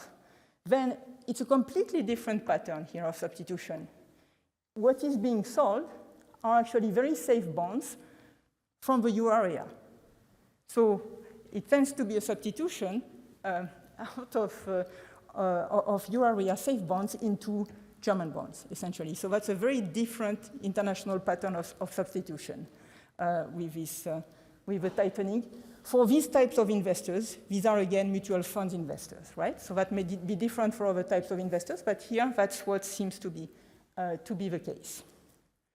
Now, that gives us a little bit of a clue that when we see some tightening, so what is happening in terms of portfolio rebalancing? Well, when it's the US tightening, we do see that there's probably high yields being sold and also emerging markets being sold, in particular Latin America. Okay, that's what we saw. But these elasticities of substitutions are time varying as well. And it's quite interesting to see that, so here you have the elasticity of substitutions between of US corporate bonds when you have the US, so between US treasuries and US BBB corporate bonds.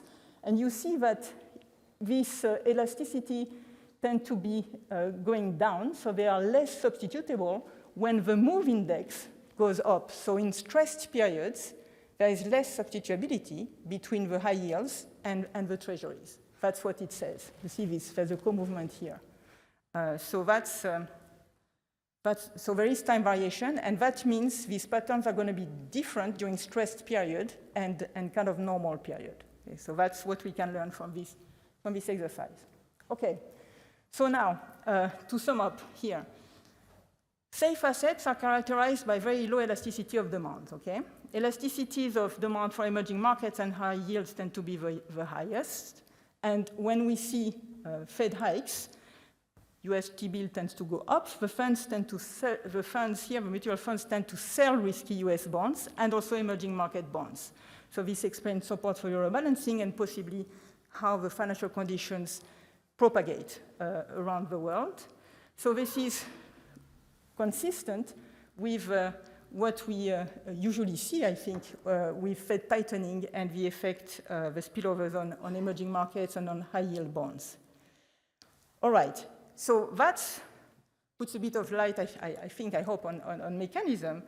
But of course, now we have to discuss, okay, so we are in it. There is a tightening. There is, as Maury said, it's a pretty abrupt tightening that has been happening, 5% or so, in a relatively short amount of time. So what is going on with the spillovers? Okay, and I think one of the interesting lesson of a recent period is that emerging markets have been much more resilient to this tightening than we would have thought, based on everything that I've said before, right? Everything which had to do with the standard effect of a tightening of the Fed on US global financial conditions, on this admittedly very partial sample of mutual funds, which tend to substitute out of emerging markets and high yields. Everything would lead us to think that there should be trouble, right? There should be more trouble than what we have actually noticed here. So what could be the explanation? So here there's several hypotheses which can be on the table, and there's a paper by Shebnan Kalem-Lioskan actually, and Felice Unzal, which is about this topic. So they say that, you know, one of the leading explanations might be that emerging markets have better monetary policy frameworks and also less FX debt, so less dollar debt than they used to. So a very classic transmission channel for financial conditions is if you have a lot of dollar debt and the Fed tightens, your currency depreciates, and you might be in trouble.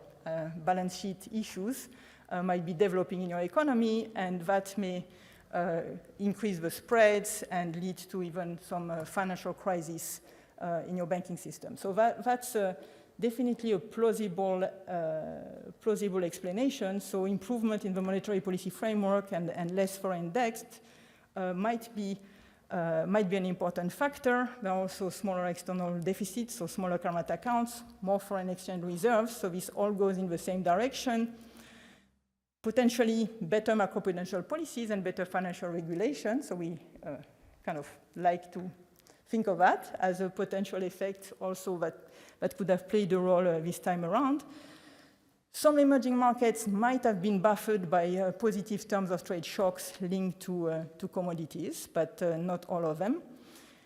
And finally, also this time around, we have seen an interesting development, which is that emerging markets, some of them have hiked the interest rate before, okay, the advanced economies, And so that might have actually mitigated the exchange rate depreciation, might have helped to improve credibility of these emerging markets.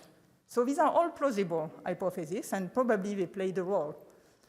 However, I just want to make one observation here, which is based on some of the things I said before. You remember there's this substitution out of emerging markets, also out of high yields, right?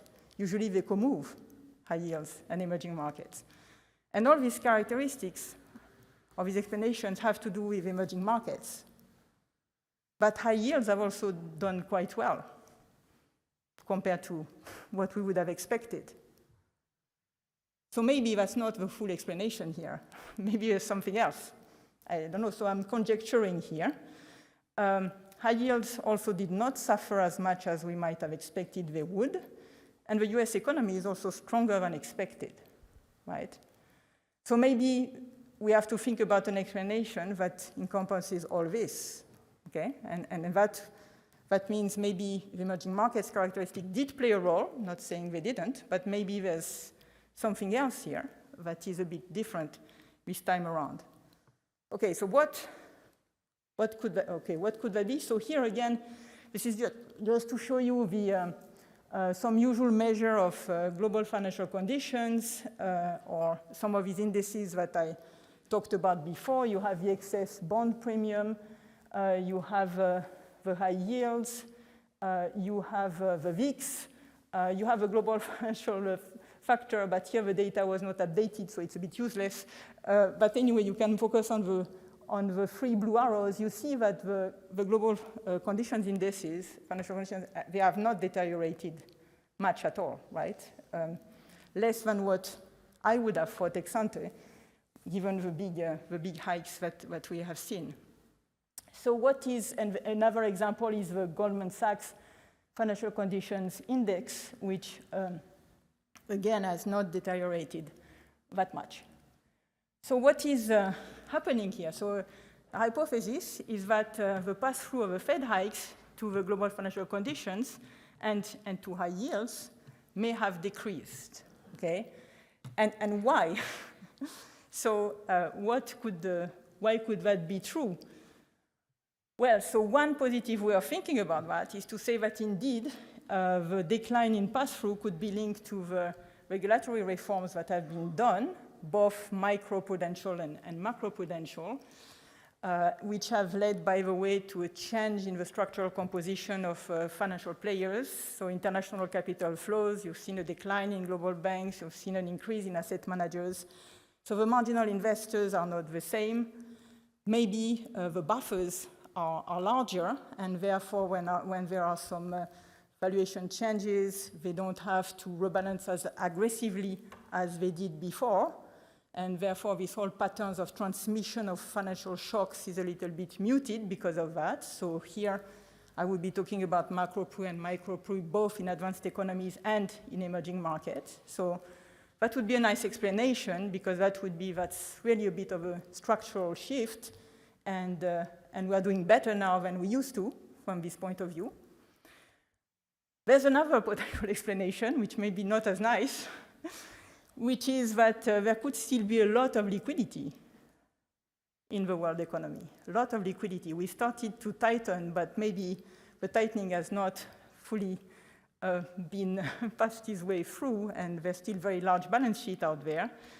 And we have not gone yet into the part where when liquidity dries up, we start to see the change in marginal investors, this non-linear kind of liquidity dries up in segment of the markets, which then leads to pretty dramatic effect on global financial conditions.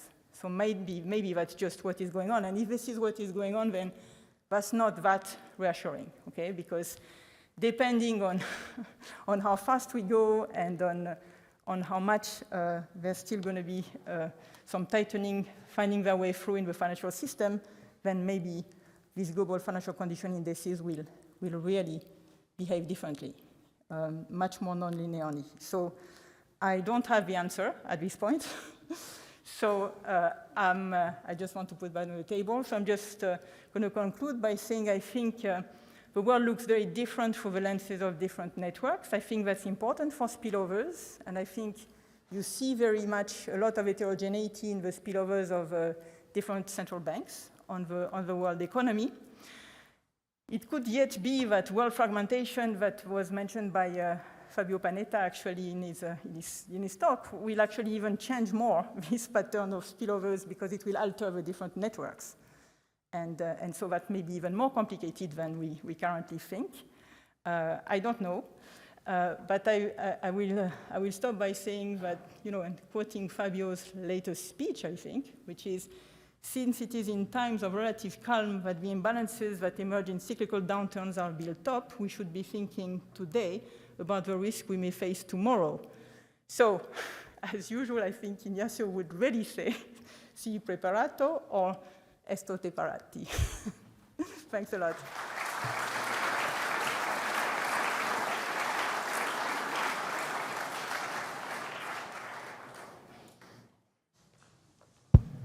Thanks, Hélène, and let's now open the floor for questions and comments.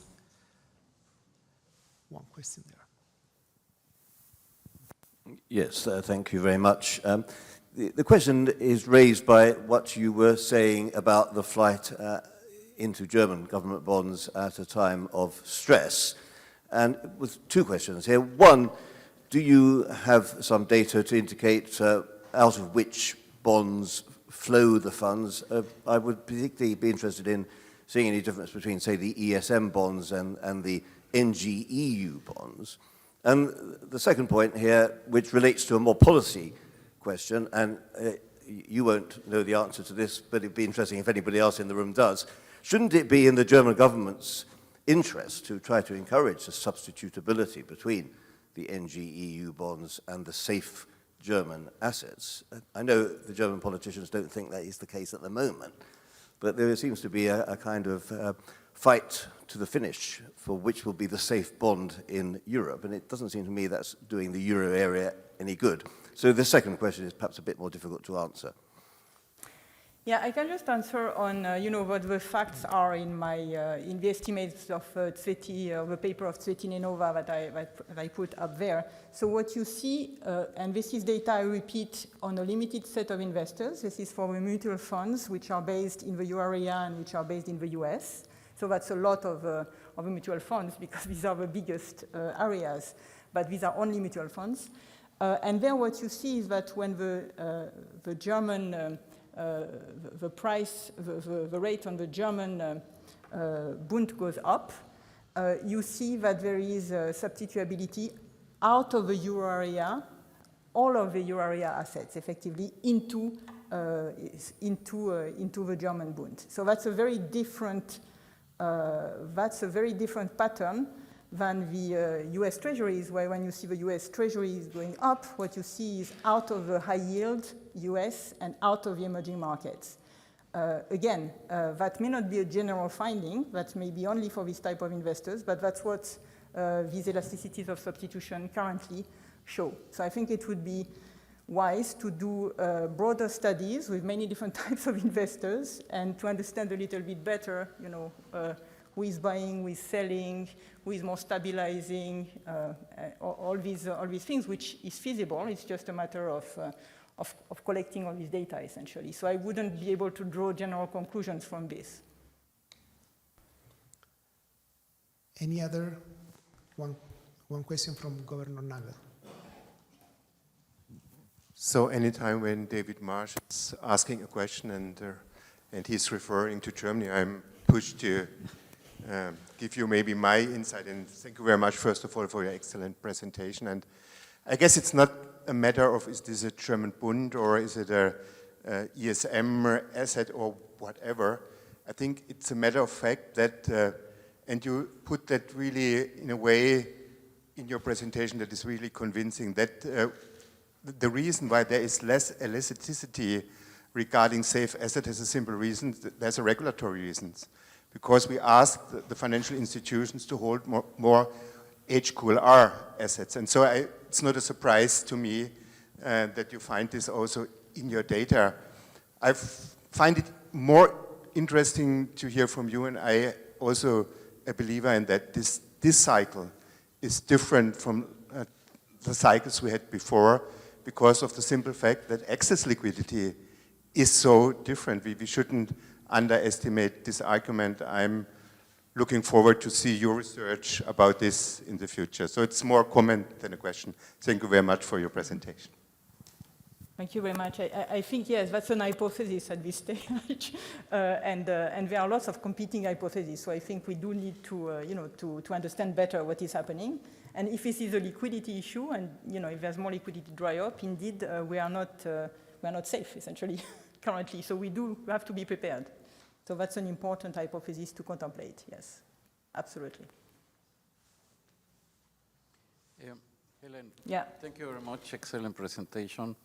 Let me ask you a question. I mean, when there is a monetary shock, like, central bank takes an action, like increases 100 basis points, probably because there is inflation threat, there could be a lot of portfolio adjustment from different types of assets.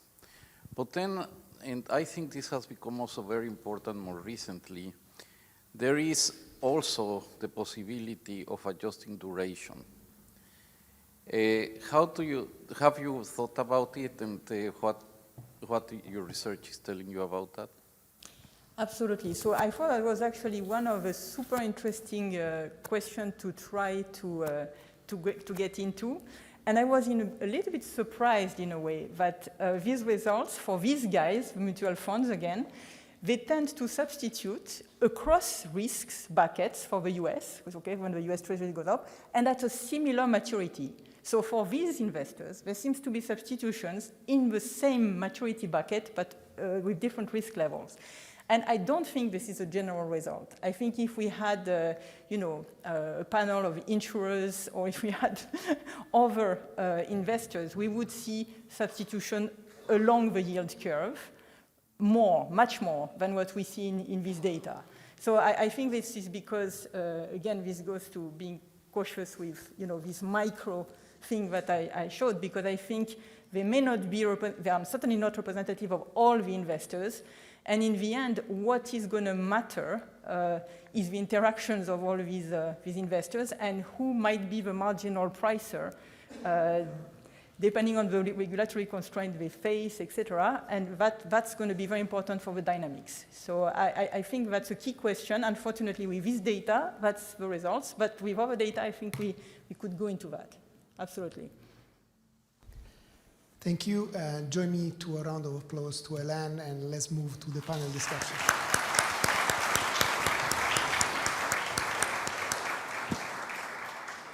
So let me call now to the stage Andrew Bailey, Governor of the Bank of England, Augustin Carstens, General Manager of the BIS, and Vitor Constancio, former Vice President of the ECB and President of the Council of ISEG, University of Lisbon.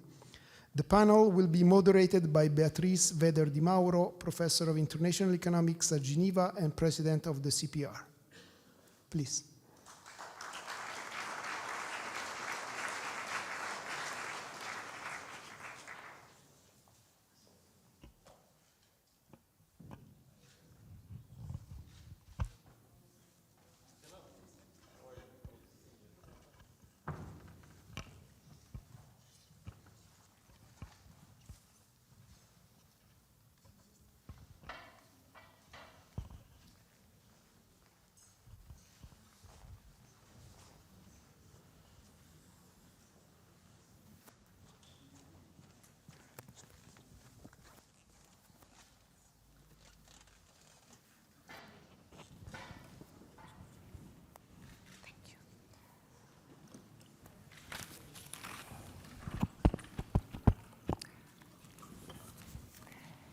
So it is a great pleasure and an honor to serve as your moderator for this obviously stellar panel. Andrew Bailey, Augustin Carstens, and Vitor Constancio are among those who have been co-navigators on these hard times that we will be discussing. But it's also an opportunity for me, Ignazio, to salute you and to thank you. You have been a great friend, a long-term friend of CEPR, a great supporter, and a constant contributor. Your latest policy insight has been already mentioned twice by Hélène and Maury. And we hope that you will continue to be this active and involved in everything that goes on, not only in observing, but also commenting European monetary and economic policy. And you obviously are very welcome to use the CEPR website and platform for that. You have been, and I have been looking for the word. In German, we say Fixstern. I'm told in Italian the best translation would be polar, stella polare, una stella polare sull'orizzonte, as a star that can be used by navigators to orient themselves, and who's always there. He's been there for many decades. Hélène has sort of given us a monetary policy history seen from Ignazio Visco's perspective and causation. And you have definitely navigated hard times. So that brings me now to the title of our panel. I would actually probably call it shocking times. We have had at least, and I'm counting here generously, about 8 shocks since the global financial crisis.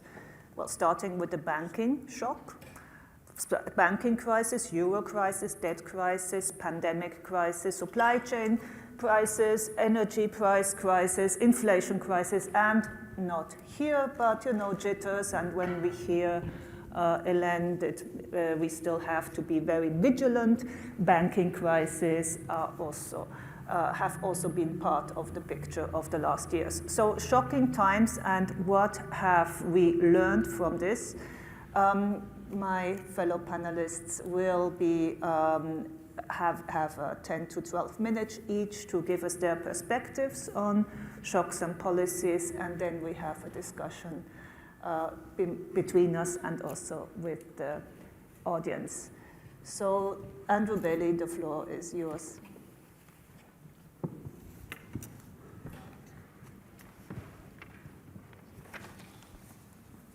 Well, thank you, Beatrice, and can I say what a pleasure it is to be here this afternoon. It's a huge pleasure to celebrate Ignazio's really massive contribution to economic policy and to public life. I think it's nearly 25 years, going back to your time at the OECD, Ignazio, that we first worked together. But obviously, as we know, your career here in Italy at the Banca d'Italia, and starting in the Boy Scouts, as we now know, actually, goes back much further than that, and it's truly impressive. And I should say that I've always hugely appreciated the clarity of your thinking and also your friendship. So the panel theme, as Beatrice says, hard times, shocks and policies since the global financial crisis. I'm going to mainly reflect on the last few years, last 4 years really, since COVID broke out. I'm also going to work backwards from where we are now. To borrow, I think, from Shakespeare, there is some method to doing that. Some method in the madness, if you think. And my aim is to try to use this to pick out, I think, some of the big issues that we see now and reflecting backwards. And I should say it is quite interesting, as Fabio was saying, quite a few of us have come from Basel and spent the weekend together. And it's quite interesting reflecting on both Maury and Hélène's presentations, how much, in a sense, they map and they align with what we've just spent the weekend discussing. So it's quite interesting how much, I think, common ground there is in identifying these issues. And I think these issues are now becoming clearer. So working backwards from where we are, I want to start with a point that Maury made. And it's this, quite simply. Inflation obviously rose very rapidly and very uncomfortably, and it has and is coming down rapidly as well. And the question for us now, I think, as central banks, is actually what will it take to get it to stay at our 2% target on a sustained basis? That's the key. And that's where Maury's talk is so important, because this whole question about restrictiveness and the question of restrictive relative to what, which is really where the concept of R-star comes in, is, I think, now key. We have very deliberately at the Bank of England, not the only central bank, indeed I think we owe Tiff quite a bit of a debt for his intellectual guidance on this, have switched the question, if you like, from being how restrictive do we need to be to for how long do we need to be restrictive, and that is very deliberate. Now, going to this question about inflation, global supply shocks played the largest part in pushing it up, and the unwinding of it, I think, is, again reflects the unwinding of those global supply shocks. That's been the largest part of the story so far. Now, let me make one obvious point, a sadly obvious point, I should say, that this rather benign account of inflation coming down, A, doesn't take away from the fact that this has been anything but a benign process. B, does not take away from the difficult reality that the world remains a much more uncertain and dangerous place than we have been used to. Now, if the global shocks have been doing the work, does that make monetary policy a bystander? I think the answer to that is certainly not. We've emphasized throughout that monetary policy cannot prevent the first-round passage of unexpected supply-side shocks, wars and pandemics. But it must act to prevent the domestic second-round effects, which cause inflation to become embedded and much more difficult to drive out. And I would conclude on a sort of provisional basis that so far I think monetary policy is doing its job, and I'll come back to the question of how it's doing it. So what is the evidence for this? I think it's important to look at inflation expectations, which appear to be well anchored, and increasingly so. Shorter run expectations, which tend to track headline inflation, are returning towards target. And longer run expectations have moved less, as should of course be the case. And this is important. It's also, I think, important to note, in a way a statement of the obvious, that this has been the first major inflation shock in the era of strong anti-inflation frameworks and nominal anchors in the form of targets. And again, they appear to be doing their job. But I want to add another, what I think is often understated feature of the current cycle. The UK, I think, is not alone in experiencing disinflation while preserving full employment. It's been quite striking. I wish we exactly knew what our unemployment number, or more exactly knew what our unemployment number was in the UK, but that's a different story. The fact is that whichever way you sort of look at it, it looks like we are near or at full employment. Now, it doesn't get a lot of comment, but we have seen very limited evidence so far of an increase in unemployment as a sort of necessary condition of reducing inflation. And I think 2 points come out of this. First, I think that, as I said, the shocks have been of the global supply sort. Second, we appear to be practicing the theory that the sacrifice ratio will be lower if the authorities' commitment to reducing inflation is regarded as credible. So tentatively, I think this is good news, because the pattern of disinflation at full employment is unusual, certainly in our modern history. So let me move on to the global supply shocks themselves and tackle what has been quite a controversial point. Where does this leave the transience argument? Does it rehabilitate that line of argument? I think, for me, the story is rather more nuanced than that. I don't think we've seen evidence to suggest that the first-round effects of a single supply shock are likely to be other than temporary. If anything, I think the evidence has reinforced that point. But what we experienced was an unpredictable sequence of such shocks. A pandemic, a war, in very close succession, the aggregate duration of which, take them together, stretches the concept of temporary beyond what we might imagine. So casting my mind, if we'd been having this conference a year ago or more ago, my big concern was that this duration would fuel the embedding of second-round effects. Now, tentatively, these concerns, I think, have reduced. And that, again, is because I think monetary policy has played its part and is playing its part in achieving this. But again, coming back to Maury's point, this is why it's so important to consider this question about how restrictive do we have to be and for how long. So I want to wind up with two other points, and I'm going to come back to something Helene said and switch to the financial stability side. I think the financial stability contribution in some ways to what has happened has been much less publicized. It's gone on in the background. But it is, of course, the other key objective of central banks. Our whole objective post the global financial crisis has been to make the financial system more resilient and prevent it acting as an amplifier of economic cycles, the macroprudential element. So we've increased substantially the capital reserves of the banking system. We've introduced tools to limit the scale of the more stretched forms of borrowing. For instance, we've introduced tools in the area of mortgage lending. We've introduced a flow limit on high loan-to-income mortgage lending and stronger mortgage affordability testing. We've also had to deal with a much more complicated, and are having to deal with much more complicated non-bank financial world, which can pose risks. But what we do have, I think, is more resilient banks and more resilient borrowers, households and companies. Now, these measures are not, I should say, always popular. And I think we have to accept and live with that as policymakers, because things like mortgage restrictions are very, very directly intrusive on individuals in society. But I think they are doing their job and showing their worth. So let me conclude. I want to draw out a number of points that I think stand out in this recent sequence of events. So far, I think the central role that we ascribe to inflation expectations is working. Now, that is in good part a reflection of the importance of monetary frameworks and nominal anchors. Monetary policy, in that sense, is doing its job. We can't expect to have models that predict wars and pandemics or that tell us with much accuracy what course they will follow.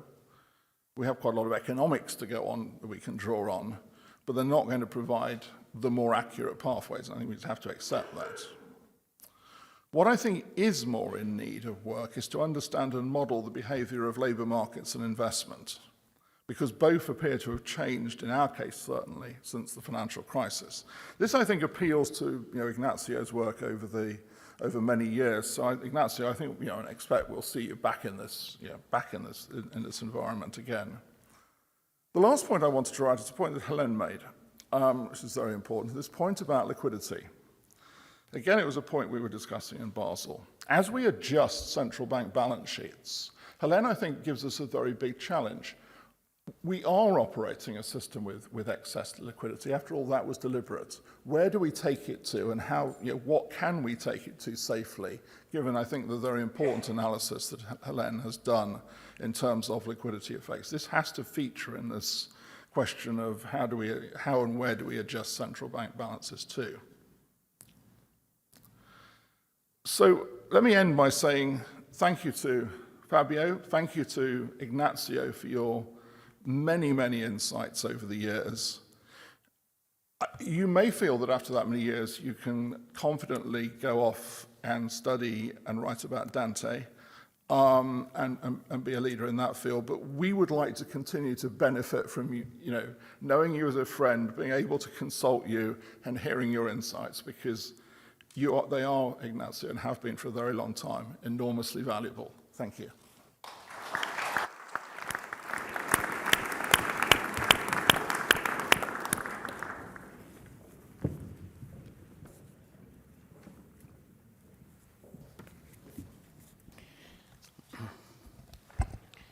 Well, a real privilege to be here.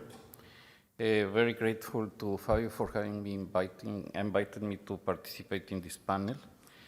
This also gives me the opportunity to say a few words about Ignazio. I completely subscribe what has been said before.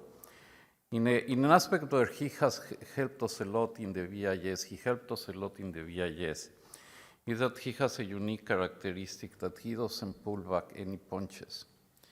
So when we were preparing the notes for the Global Economy meeting and in other fora like the BRC, the Banking and Risk Committee, our reference is what will Ignazio say. I mean, he's the one who always asks the toughest questions, always in a good meaning sense. Sometimes it came across as a little bit unpolite, you know, but we are all grown-ups and we all learn from it. So you provide us a bar for the quality of our papers, and hopefully we delivered. And so a lot is thanks to your prodding. Some Italians too, like Claudio Borio, he suffered you a lot, you know.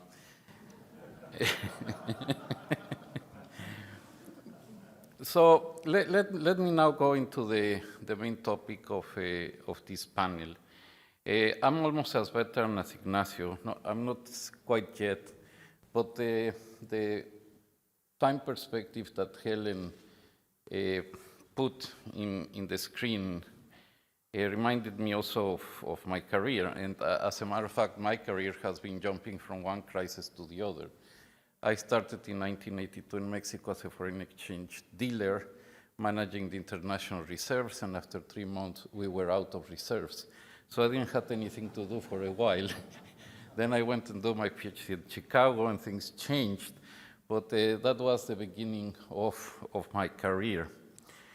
So for me, there has been 3 important crises in my life. One was the emerging market crisis of the 80s and the 90s, then the GFC, and certainly the most recent one that is associated to COVID and the war. Now, it's important to consider 3 aspects in managing crisis or crisis environment. First, our ability to prevent them or anticipate them. How has that changed? Second, how do we respond to a crisis when it explodes? And then third, once the urgent matters are taken care of, what are the policies that we take to prevent or to at least try not to stumble with the same stone twice? I would say that, you know, the crisis of the 80s and 90s, in a way, they were forecastable. You know, we in Latin America, we always admire Garcia Marquez, Nobel Prize winner.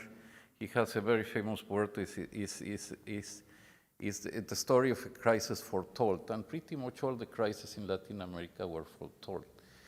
They were very clear: fixed exchange rate, macro imbalances, macro inconsistencies, and then you were subject to an external shock, and that would be the end of the story. And usually the shock was the US interest rates. Now, what has happened since then? There was a huge but completely immense policy retooling in emerging markets.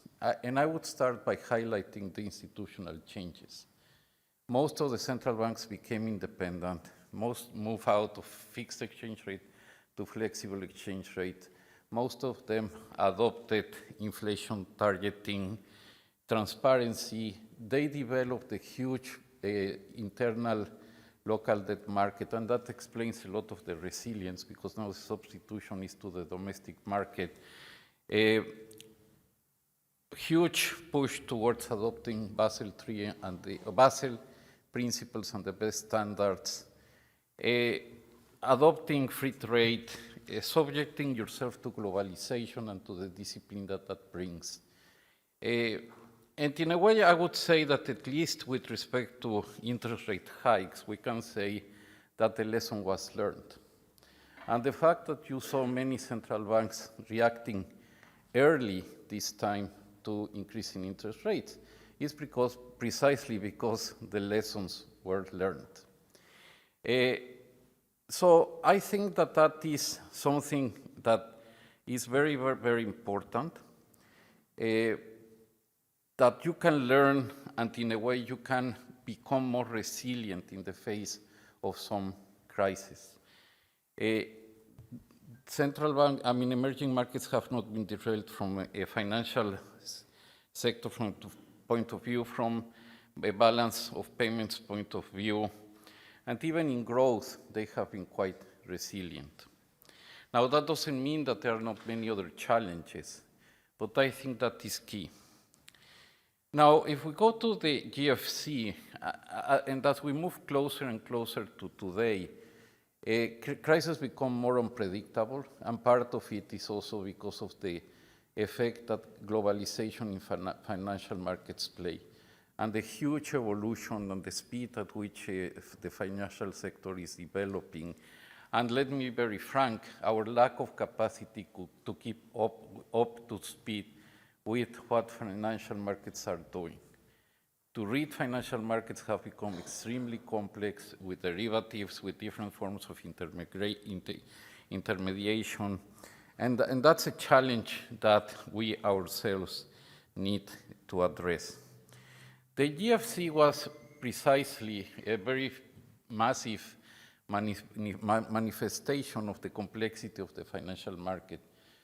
As a matter of fact, we had a financial market that I remember I gave a speech in the US around the time of the crisis, and I said, well, the problem is that you in the US have a Montessori financial system. A Montessori is, kindergarten where children do whatever they want. Well, that was what was happening in the US financial market at that time. And it took a long time to reorder it and to regulate it appropriately.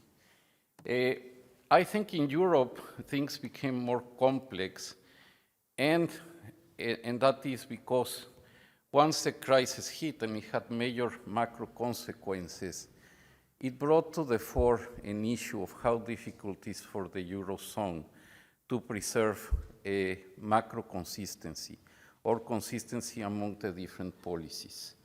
And that is something that is built into your system, and I think you have to deal with it. But in terms of what we have learned, I think we have learned a lot about financial markets, about regulating financial markets, but we are still not there. For me, I was Minister of Finance in 2008 when the crisis started. I will retire next year, and Basel III will still not be implemented fully. It will be implemented until 2028, 20 years after the crisis. So I think we have to reflect on that. And then there are many other financial sector aspects that have grown and that we are behind in terms of regulating and understanding them. And I mean the non-bank financial intermediation process. Why do I say that we have made a lot of progress and we learned from the great financial crisis? Well, precisely because when the COVID crisis hit and the war hit, something that we prevented was that those huge real sector shocks, impossible to predict, did not, well, their impact was not augmented or it made exponential by accidents in the financial market. I think that we managed to isolate the financial market and prevented the augmentation of the crisis through that sector. And that was not just a matter of luck. Obviously, part of what generated that was the application of Basel III up to that point, all the enhancement of the aspects to make international banks more safe, additional capital requirements, liquidity, leverage, better supervision, large exposures. A whole set of regulations that we have put in place. We're still not there, but that's an important progress, and that I think served a lot to anchor. But also in the policy response, the policy response was huge. One of the problems when you are hit with the crisis is, especially when it's a completely new shock, is like flying without instruments. You really have a very hard to calibrate your policy response. And that's what happened with COVID. At the end of the day, the fiscal response was massive. The monetary policy response was massive. We were thinking, the problem was that from a health point of view, we decided to deal with the pandemic with bringing into a animated suspension of the global economy.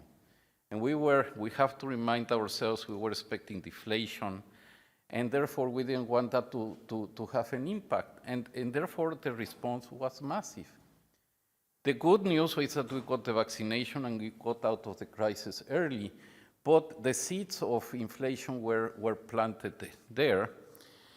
But in this policy response, both on the monetary policy aspect and in the fiscal aspect, a lot was done to prevent these two generate huge failures in firms, to protect to some extent the balance sheet of the household sector, and to assure financing in a way that would prevent the crisis. A lot of the monetary policy expansion also had to do, or had as an objective to stabilize the global financial market. And without those actions, I think the story would have been very, very different. Now, what is the new aspect also on this, and something where we have to learn? Well, that aggregate supply matters. We were used that, we do all our analysis based on aggregate demand. Models, aggregate supply, sometimes is not even clearly identified. But now we have learned that it really matters. It makes a difference. We were used that when you do a very expansionary aggregate demand policy, aggregate supply would adjust seamlessly and that it would not have an inflationary impact, especially coming in the years after the GFC. But now we found out that aggregate supply is really important, that we need to understand far better aggregate supply. There are many aspects in the world economy that out there that where we haven't seen the end of the story. And I think that will put some limitations to monetary policy as we move forward in terms of how expansionary it could be without affecting inflation. I mean, this is very early, but I think those are the aspects that we need to learn. Fiscal policy also is stretched. Therefore, as we move forward, it will be very difficult to depend only on aggregate demand policies to stabilize economies. So what we need to do is to really concentrate, as we concentrate after the global financial crisis in the financial system, with still issues to be tackled. Now we have to concentrate in issues related to how to make more flexible aggregate supply and more resilient the world economy. Structural reforms are important. This is more difficult because it doesn't depend on a very well identified authorities like central banks or ministers of finance. It's a much broader issue. But if we don't make inroads in this, we will have problems as we move forward. So let me stop here. Thank you very much. Thank you.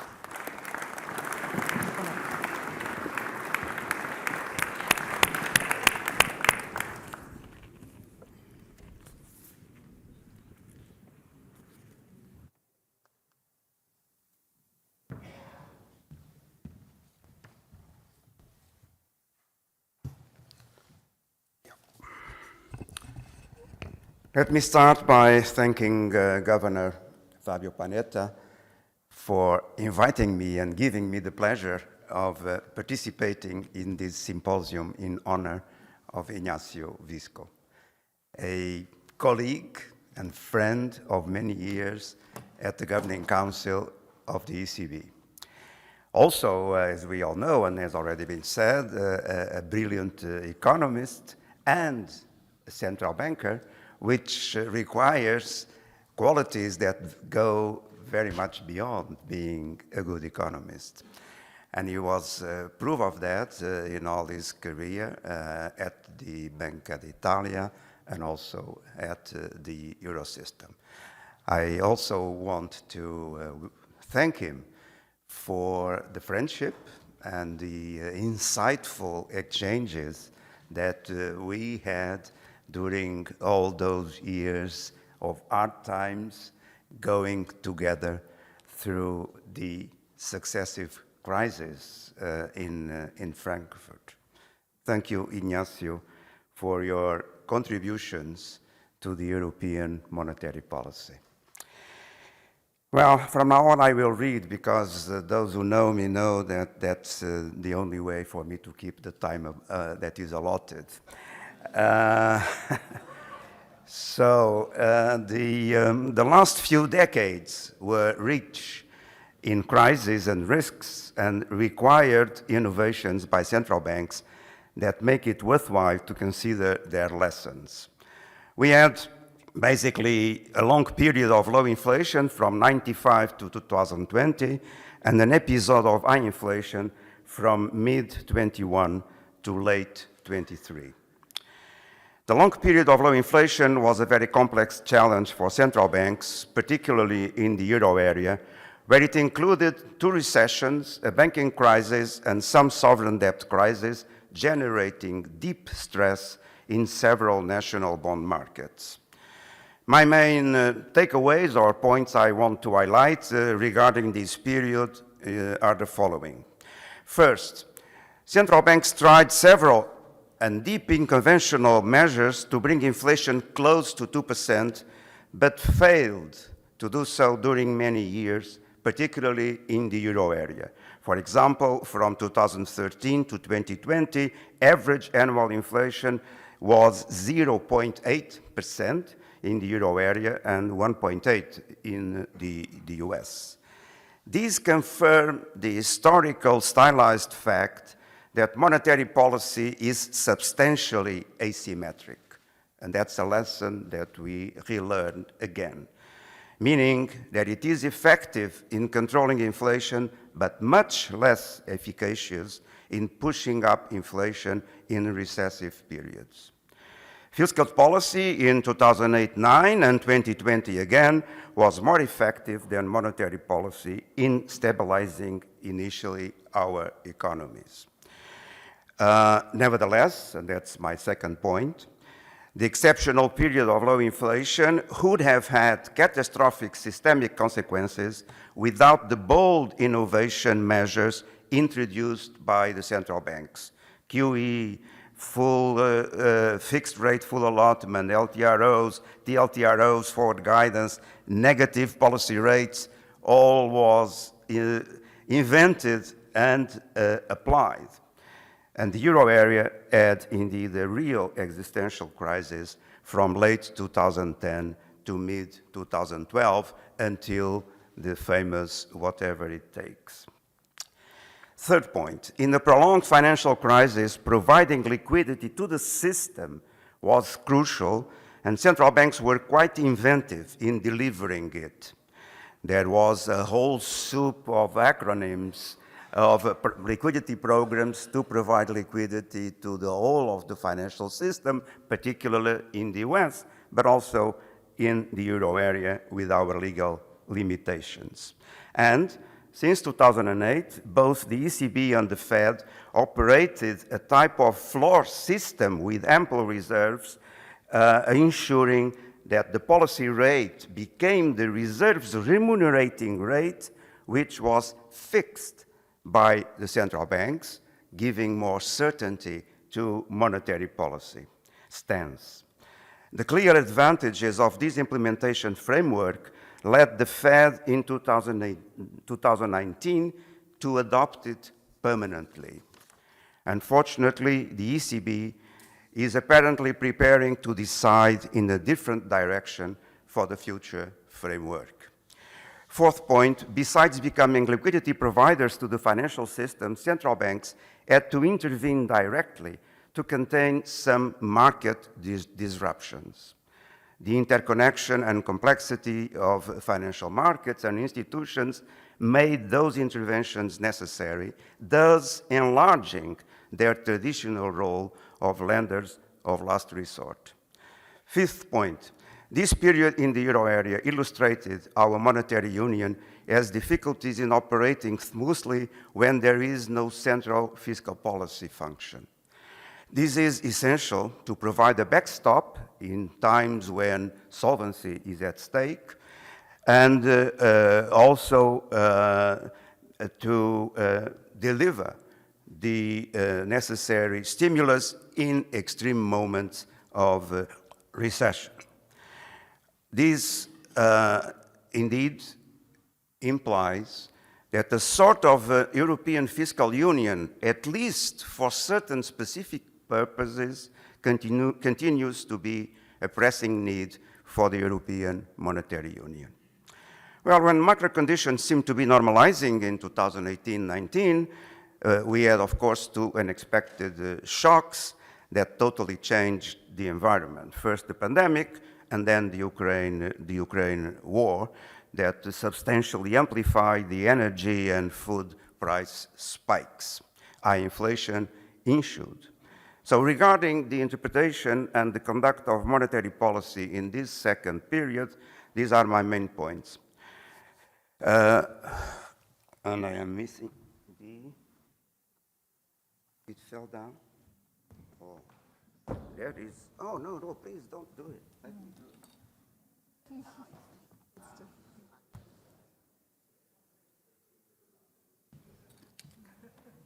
This was, I hope, almost a crisis.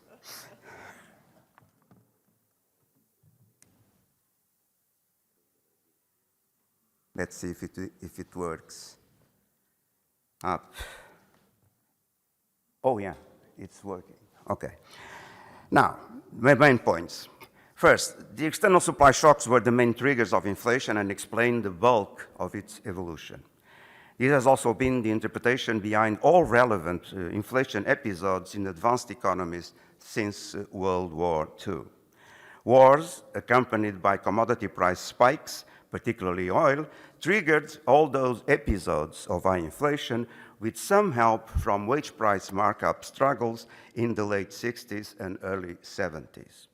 All the price spikes were transitory, albeit with different lengths. Since then, of course, the evolution of labor market institutions has been marked by sharp reductions in the strength of trade unions and the role of collective bargaining. Second point, external supply shocks implied that the initial inflation phase was unavoidable and could not be countered by central banks. The function of monetary policy in such cases is to mitigate possible second-round effects in the wage price markups struggle and keep inflation expectations close to the target.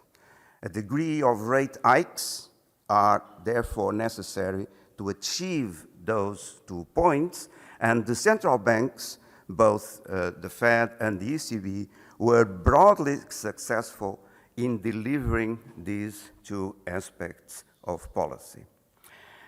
Despite the possible delay in starting to increase rates and implement QT.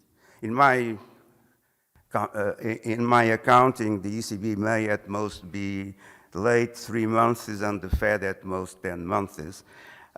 These delays were made more relevant because of the second shock of the invasion of Ukraine, without which the inflation episode would have been much easier to control and more transitory. Third, the exaggerated criticism of central banks' behavior was focused on inflation being ultimately determined in the labor market, and the consequences of a flat Phillips curve implying a strong sacrifice ratio.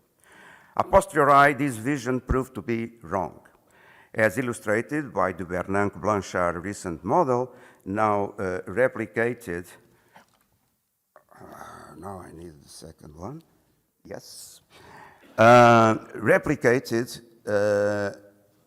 for the euro area and 10 other countries, as published very recently in a very good CEPR ebook, showing the small role played by the labor market in the whole inflation process, corresponding to the red bars, very small in those charts, showing that small role, and in contrast with the important role of supply shocks and shortages linked to the disruption of supply chain.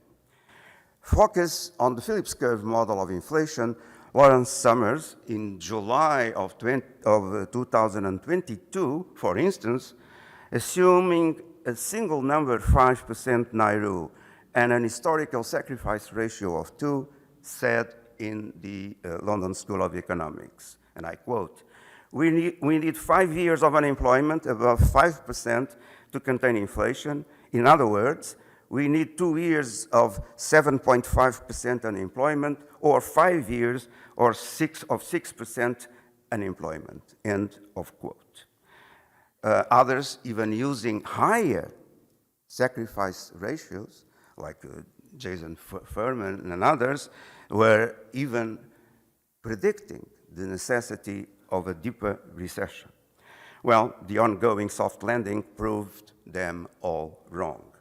Fortunately, this time, the central banks didn't follow the Volcker approach in the late 70s and 80s, who was, by the way, sharply criticized at the time by the mainstream Keynesian James Tobin in 1982 for generating a deep recession by, and I quote, high interest rates above, I did the next one, yeah, by high policy rates above inflation. One reason for the different behavior this time may have been the sharp decline of the real interest equilibrium interest rate since the 1980s that Maurice Opsfeld in his paper, which is behind his talk today, concludes, and I quote now, that central banks can be confident that to achieve a given inflation target, for instance, 2%, lower nominal interest rates should be lower than in much of the 20th century.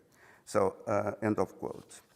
And that's what happened this time, and we didn't have the deep recession that, if the behavior had been like in the 70s and 80s, would have occurred. Another relevant debate concerned the evolution of the Beveridge curve. After the pandemic showing a big ratio of the job vacancies rate over the unemployment rate in the US. Next slide. Yes. The Fed hope was that a mere deceleration of the economy would bring down that ratio without implicating a big increase in unemployment, allowing a soft landing. Blanchard, Domash, and Summers wrote again in 2023 that a paper stating that that hope was unrealistic historically, as it had never happened, and a hard landing was necessary. Fed Governor Christopher Waller responded in the Fed's note, and the polemic ensued, as we know. Looking at the straight vertical movement down of the jobs vacancy rate without a move in the unemployment rate, it is now clear that the Fed was right in this debate. The use of the ratio vacancies over employment, or its inverse, unemployment over vacancies rate, final slide, yeah, led to a renewal of the Phillips curve nonlinear, which emerged first in a paper by Eggstone and then many others. This is from a San Francisco Fed short paper showing that the nonlinearity explains the thing that in very low or very high unemployment rates, a very small movement in the unemployment rate has a big change in the inflation rate, which then makes compatible with what we have seen in the Beveridge curve. Well, finally, regarding the future, The main questions are about the timing of future rate cuts and the related issue of whether there is or not a hardest last mile to reduce inflation to its target. The issue is more relevant in the euro area than in the US. Those who are concerned with the last mile worry about core inflation, services inflation, and wage growth being still high. They believe these will impact future headline inflation, which would justify some delay in beginning the rate cut cycle. Others hold the opposite view that core inflation and wages are backward-looking variables. In the recent Geneva report number 26, under the aegis of the CEPR, it is concluded, and I quote, "We can reject the hypothesis that core inflation grandeur causes headline inflation. This reflects the finding that core inflation is a lagging indicator of headline in the euro area case," end of quote. Also, wages are catching up with the past and not anticipating future high inflation as expectations are anchored. And lastly, the European economy is very weak, as quarter on quarter throughout 23, it has no growth at all. And forecasts for this year point to very low growth. The quasi-recession perhaps will be enough to believe that in the forward-looking monetary policy, one can expect a deceleration of wage growth and services prices. Well, but in the end, of course, we know that matters of judgment and fear of mistakes will dominate the decision, especially after the exaggerated criticism central banks were subject at the beginning of the inflation process, which may contribute to delaying the cutting cycle beyond what would be justified. Fiscal policy is now also turning restrictive. Overall, I think the only certainty is that Europe is in obvious conjunctural and structural predicaments, competing in a world of growing adverse geopolitical conditions. In my view, the present European macroeconomic policy framework in such an environment requires deep reforms that regretfully seem to be politically impossible right now. Europe may be heading for future crises. Thank you.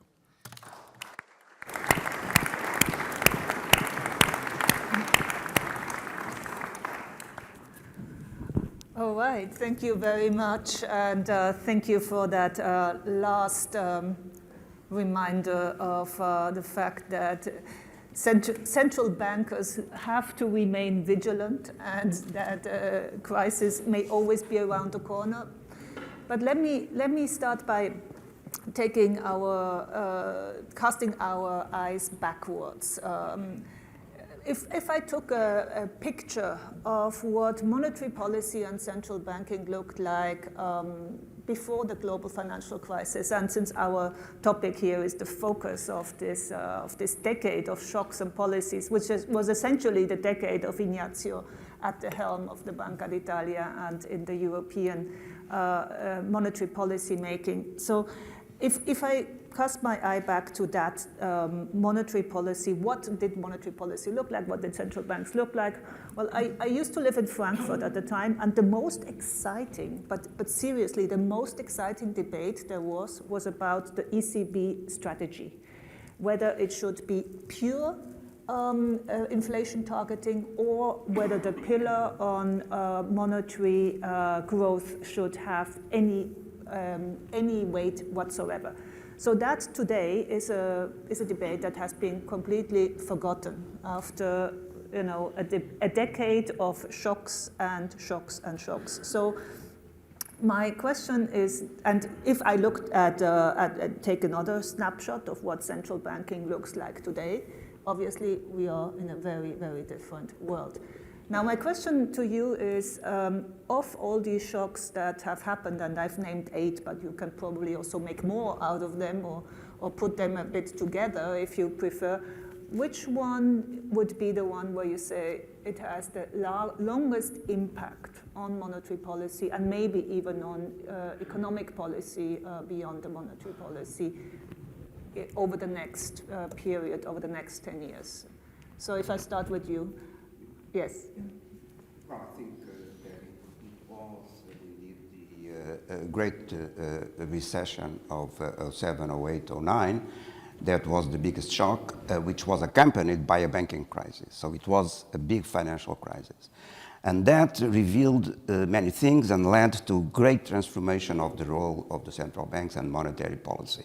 It revealed, in a very striking way for the first time perhaps, that the financial sector can engineer financial crises that have real side consequences, meaningful, which was not at all in all the models that were the mainstream at the time. So we learned that big lesson, and it has, of course, many consequences for the future, because it means that problems and questions of financial stability have to be permanently in the radar of central banks. So central banks, regardless of their mandate and within that restriction, always are concerned with price stability and financial stability and macroeconomic stability. And that is a big consequences. And also the consequence for the expansion of the role of lender of last resort that came because of this type of shock and crisis, I think it's a lesson that is now a permanent lesson. Perhaps even with exaggerations, I find, when the IMF last year in the Global Financial Report had a chapter saying that there were vulnerabilities in non-bank financial institutions and that those non-bank financial institutions had to have access to all the liquidity facilities of central banks. I think it's a step too far, but it shows that what was learned in the big financial crisis is certainly a relevant lesson for a very complex financial system that we now have. Thank you. Agustin, do you want to give it a start? I would tend to agree with Vitor that the great financial crisis was huge. We still are living its consequences. I think when you have a financial crisis, there is a huge wealth destruction, and it has tremendous impact on society. It has a huge fiscal effect, it has a huge political effect, it has a huge income distribution effect. I would say even in the case of Mexico, we had a tremendous crisis in '94, far more expensive than any of the GFC you had, and you still see in the way financial intermediation is done in my country that still you see almost 30 years later the impact of it. Pre-GFC, I mean, we were coming from a period of what was called, if I'm not wrong, it's called the Great Moderation. We thought that we had conquered the challenges of central banking. We had this impression that the financial sector was not a problem, and that we could, by and large, sort of ignore it. We like always to think about the separation, about financial stability, monetary policy. I think in principle that's a very important guiding principle, but it's very difficult in reality to make a surgical distinction. And yes, I think as markets have been evolving, as there has been more turbulence, there is more interaction between actions that are required for monetary policy stability and for financial stability.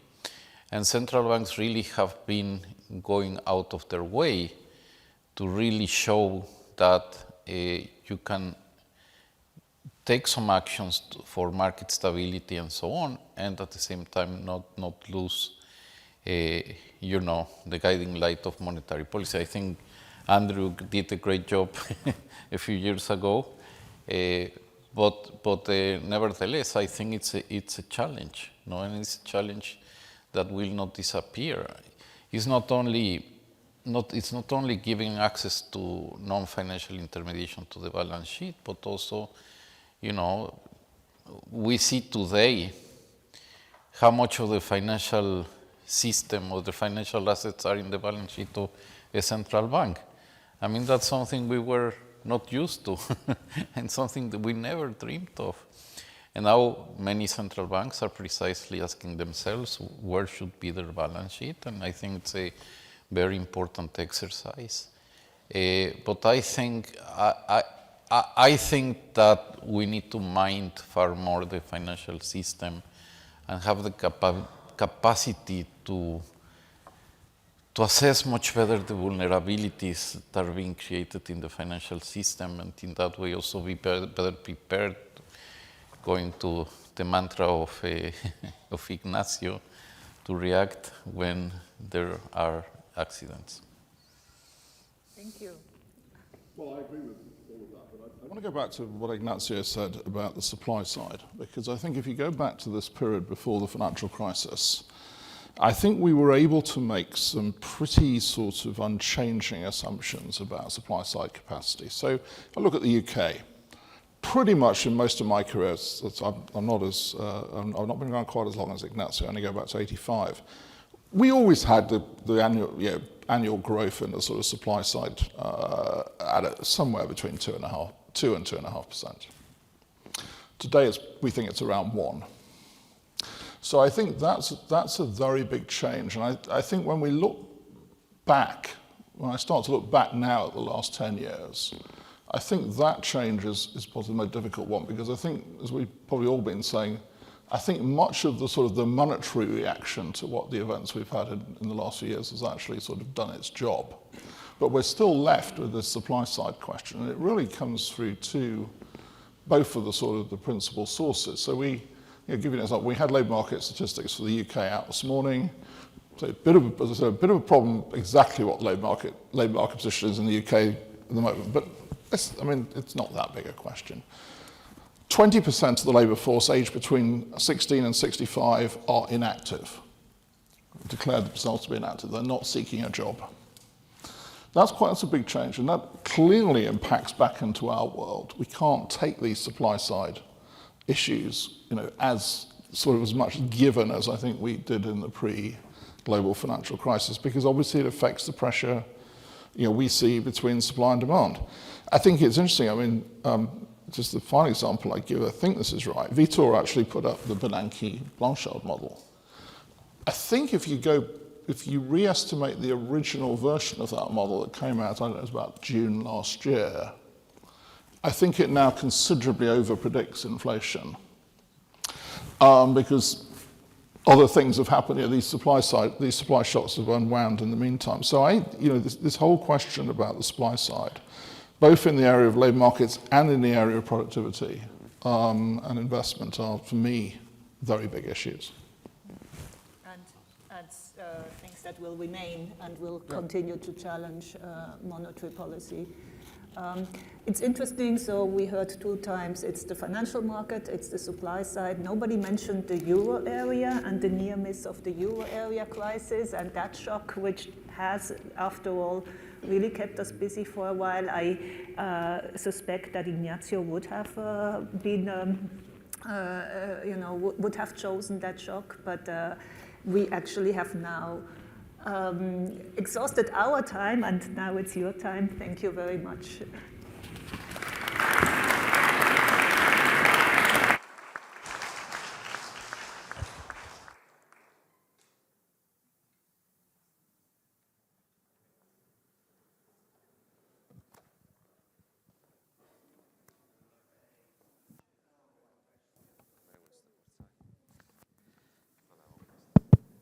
Thank you, Beatrice. Thank you to all panelists. We are now to the last session of the symposium. Please join me in welcoming Ignazio to the podium.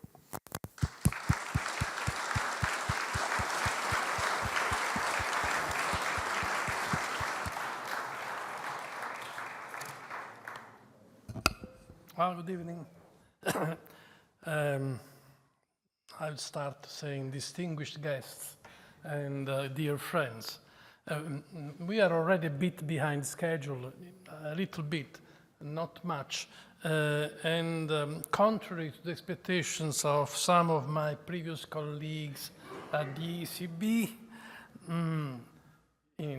where I have followed the pattern of Vitor, actually, of talking enough and trying to make my arguments clearer by being very analytical, I will deliver short concluding remarks to the benefit of Fabio, who has been pushing for that. Obviously, I have no pretension at all of being able to provide a proper conclusion to what has been a very interesting discussion on monetary and financial stability issues, with which, as central bankers, we have been, are, and certainly will continue to be confronting, necessarily with mixed success. Many thanks to all of you who are here today, to the keynote speakers, to the panelists, the moderator, and to those in the Bank of Italy who have skillfully worked to organize this conference, and especially to Fabio for the decision to convene us today, and is very generous. I also wrote thoughtful, but we should consider that, introduction. He mentioned Kierkegaard, and indeed Kierkegaard, the quote of Kierkegaard is one of my favorite quotes. That is that life can only be understood backward, but unfortunately we have to, or fortunately, we have to leave it forward. Indeed, by reviewing in depth past experiences and learning from the considerations that have been offered today, I think all these will help our community to improve in our future endeavors. But I believe that achieving and maintaining monetary cum financial stability, and the conclusion of the panel that the two more or less matter, even if our mandates may be somehow more designed in one direction than the other, well, I believe that this will continue to be very challenging. This is something that is often not recognized by politicians, by commentators in the media, and also by some of our best and more talented economists. Central banking is very hard. Is not only a matter of pushing interest rates up and down, but you have to look at many things. And it is not only the financial markets, but it is very much the changes in the real economy, the changes in the innovation, technological change, but also longer-term factors which matter very much. Mary mentioned demographics. Well, demographics is crucial, especially in the next future. It will be dramatically important, but we don't even know what answers to provide to those who say that the longevity that we are experiencing now will reduce or will increase aggregate saving. Well, it is a crucial matter for us who do central banking, because at the end, this has a peculiar effect on whether we are going to be too restrictive or not. So these are crucial things. While differences in viewpoints will obviously remain, I think we are, after all these years, these hard times, in a better position to limit them to the essential.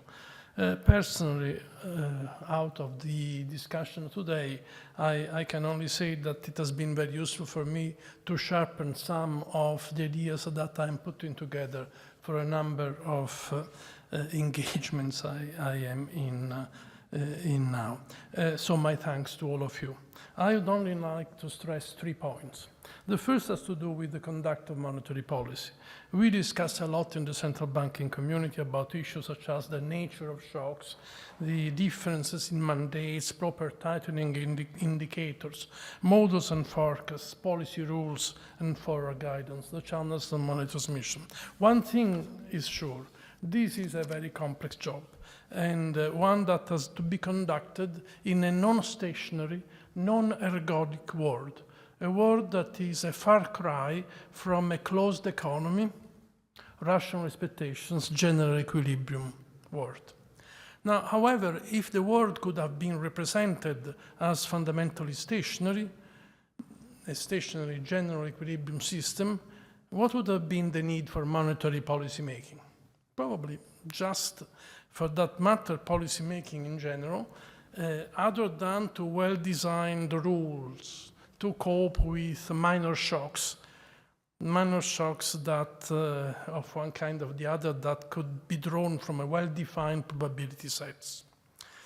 I certainly have heard one thing in the last 50 years in central bank, or close to the central bank, and in various capacities, from research to management to policy making, and that it is indeed that we live in a world where uncertainty is very large, where confidence intervals are very large. The bands that were discussed by Murray for the various estimates of equilibrium rates, neutral, natural, and so on, these bands are then propagated in all the forecasts that we do. So if somebody comes and asks, why did you miss the forecast? Well, obviously because we cannot forecast properly.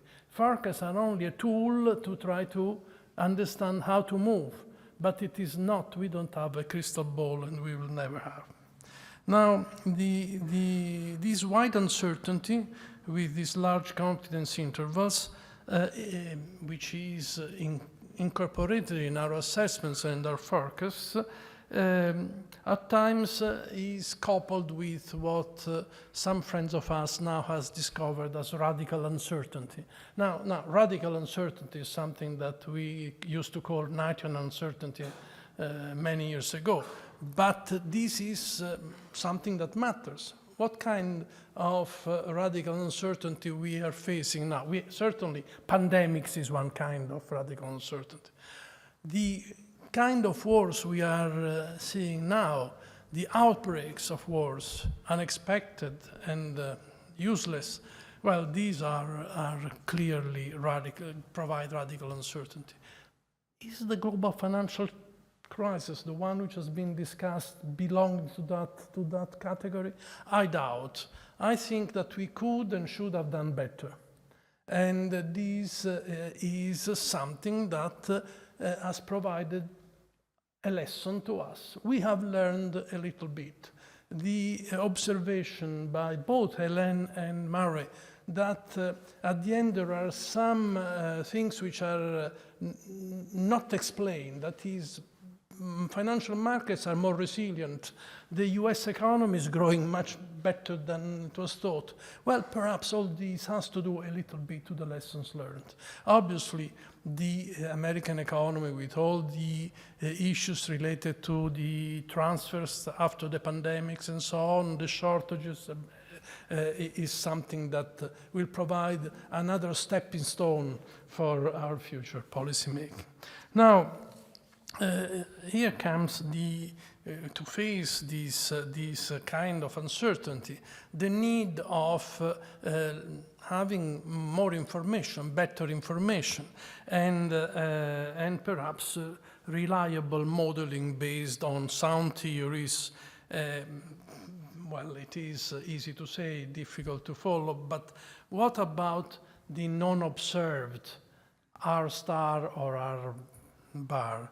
Y star, that is potential output. And even what about the target of inflation? Murray at the end said, well, if things don't go in the way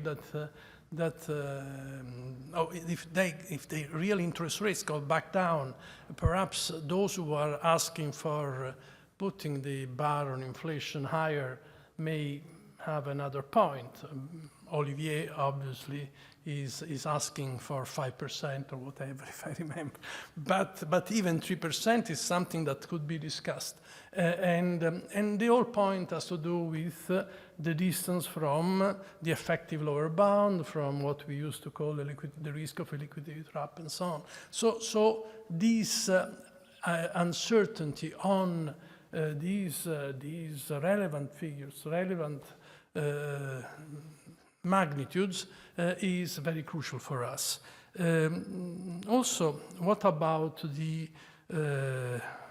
us following particular rules? There has been the Taylor rule has been seen, or Friedman was famous on rules. That is, these rules versus the discretion that we governors, or you governors, councils, boards have today. And the challenges that have been pointed out so well by Mary, which are not ignored, I suggest that these unobservable magnitudes are difficult to rely upon, not only because of measurement issues. Clearly, there are different measurement approaches, and we have seen how they provide different values for these R stars in this case, or R bar. But it is also a theoretical problem there, because some of these measures are the product of particular models. And these particular models may provide very different results. I'm very skeptical of what used to be considered a standard modeling approach for central banking, that is the DSG. I'm skeptical of the representative agent, which has a lot of important intuitions behind, but at the end, transforming it into practical measures is really, I think, impossible. Perhaps the new generation, these HANK, heterogeneous agents, neo-Keynesian models, may be better. Perhaps there are also a number of discussions in this house which I have had with some of our economists. There's a paper by Neri, I don't know whether he is here, and Gerali, which has been published in 2019, which has a number of detailed analysis on how one could model all the particularities of households' decisions and production and so on. But I think we will be always a far cry from having this as a useful tool. Useful for discussion, for thinking, not useful for monetary policy. And indeed, there is an interesting paper by one of Joachim Nagel's predecessors, who wrote actually in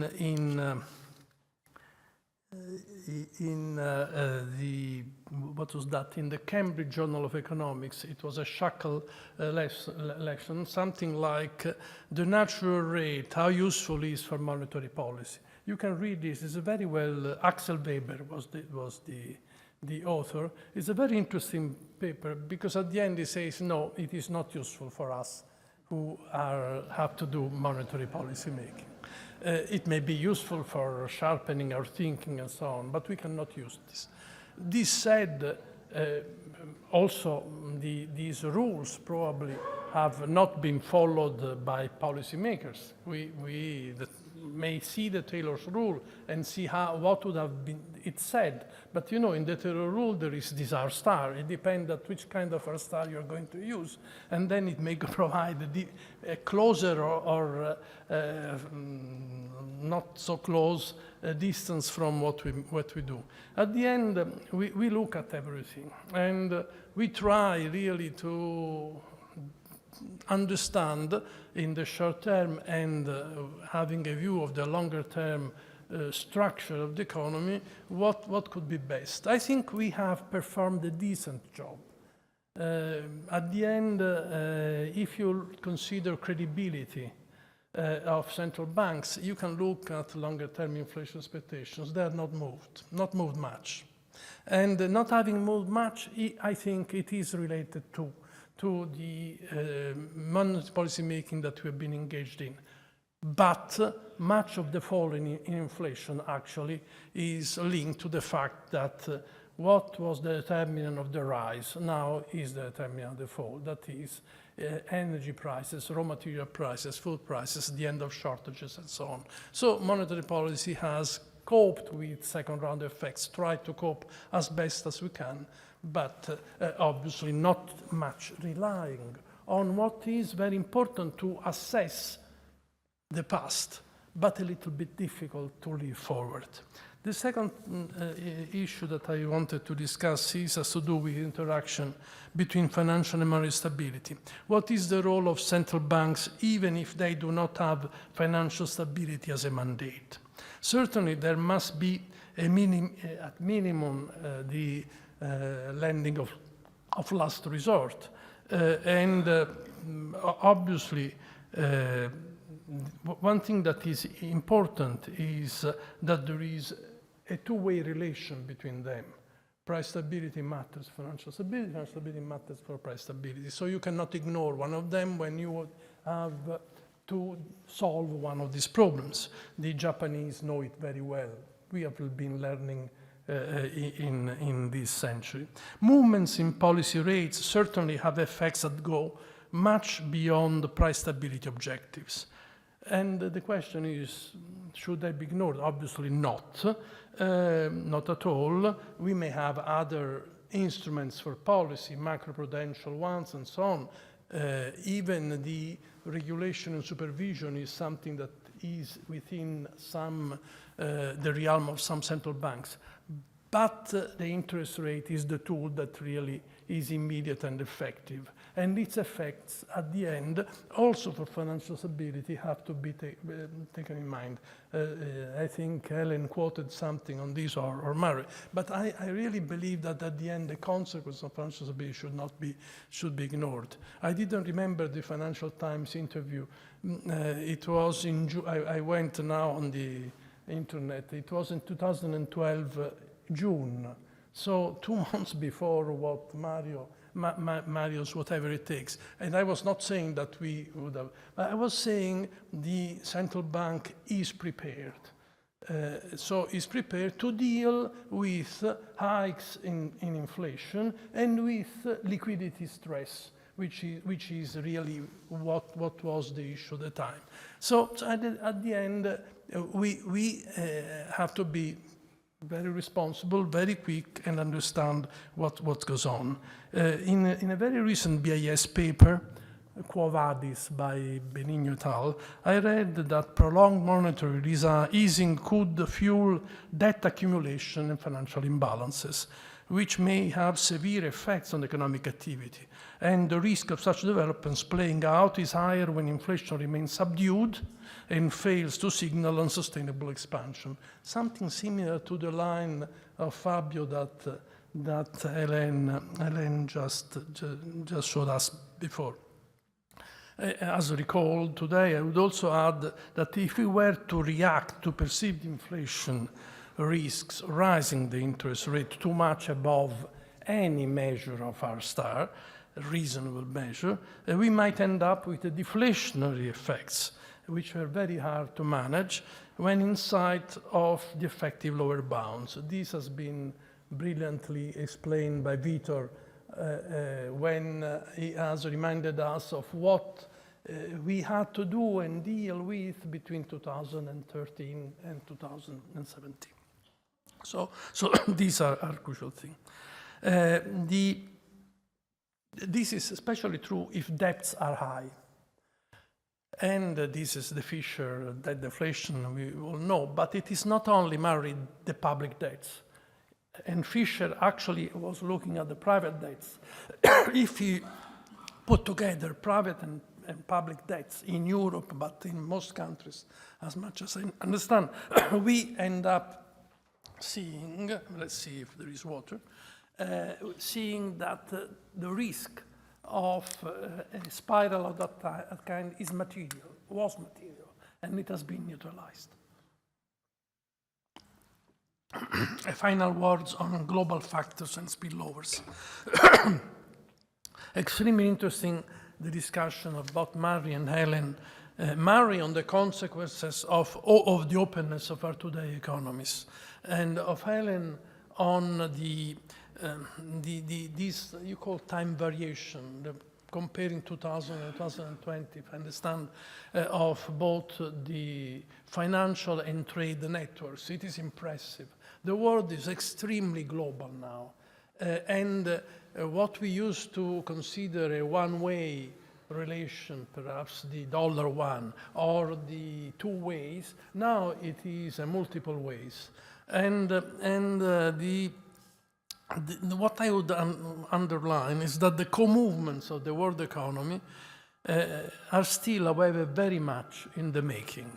There is intrinsic instability. This is a further challenge for policymakers, and it is, I suppose, something that we could discuss a lot. Not today, the hour is late, but it seems to me that the challenges of instability today are coupled with those of fragmentation.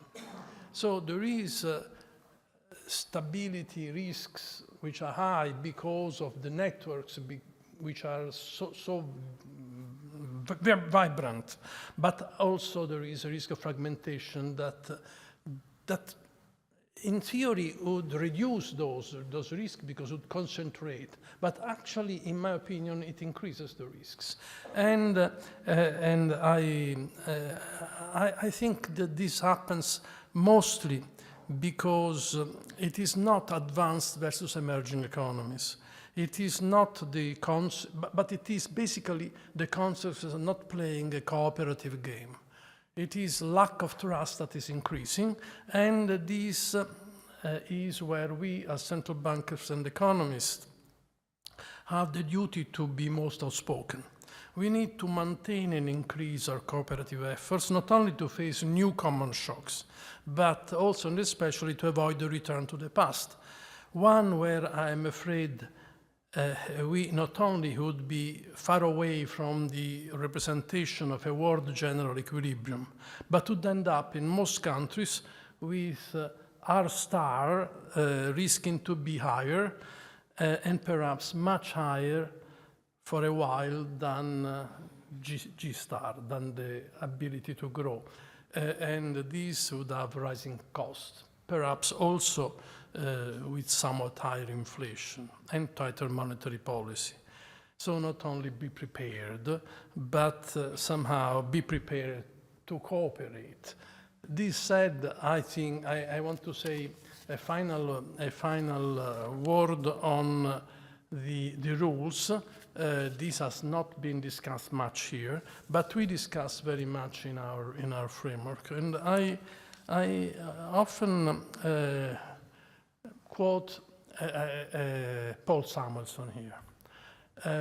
It is interesting that the quote of Paul Samuelson comes from the Festris of John Henry Williams, the person that the economist and also president of the American Association at the time that Mary just quoted. It has to do with what we are doing as central bankers. But it has also to do with policymaking in general. And basically the lesson is that there is no difference between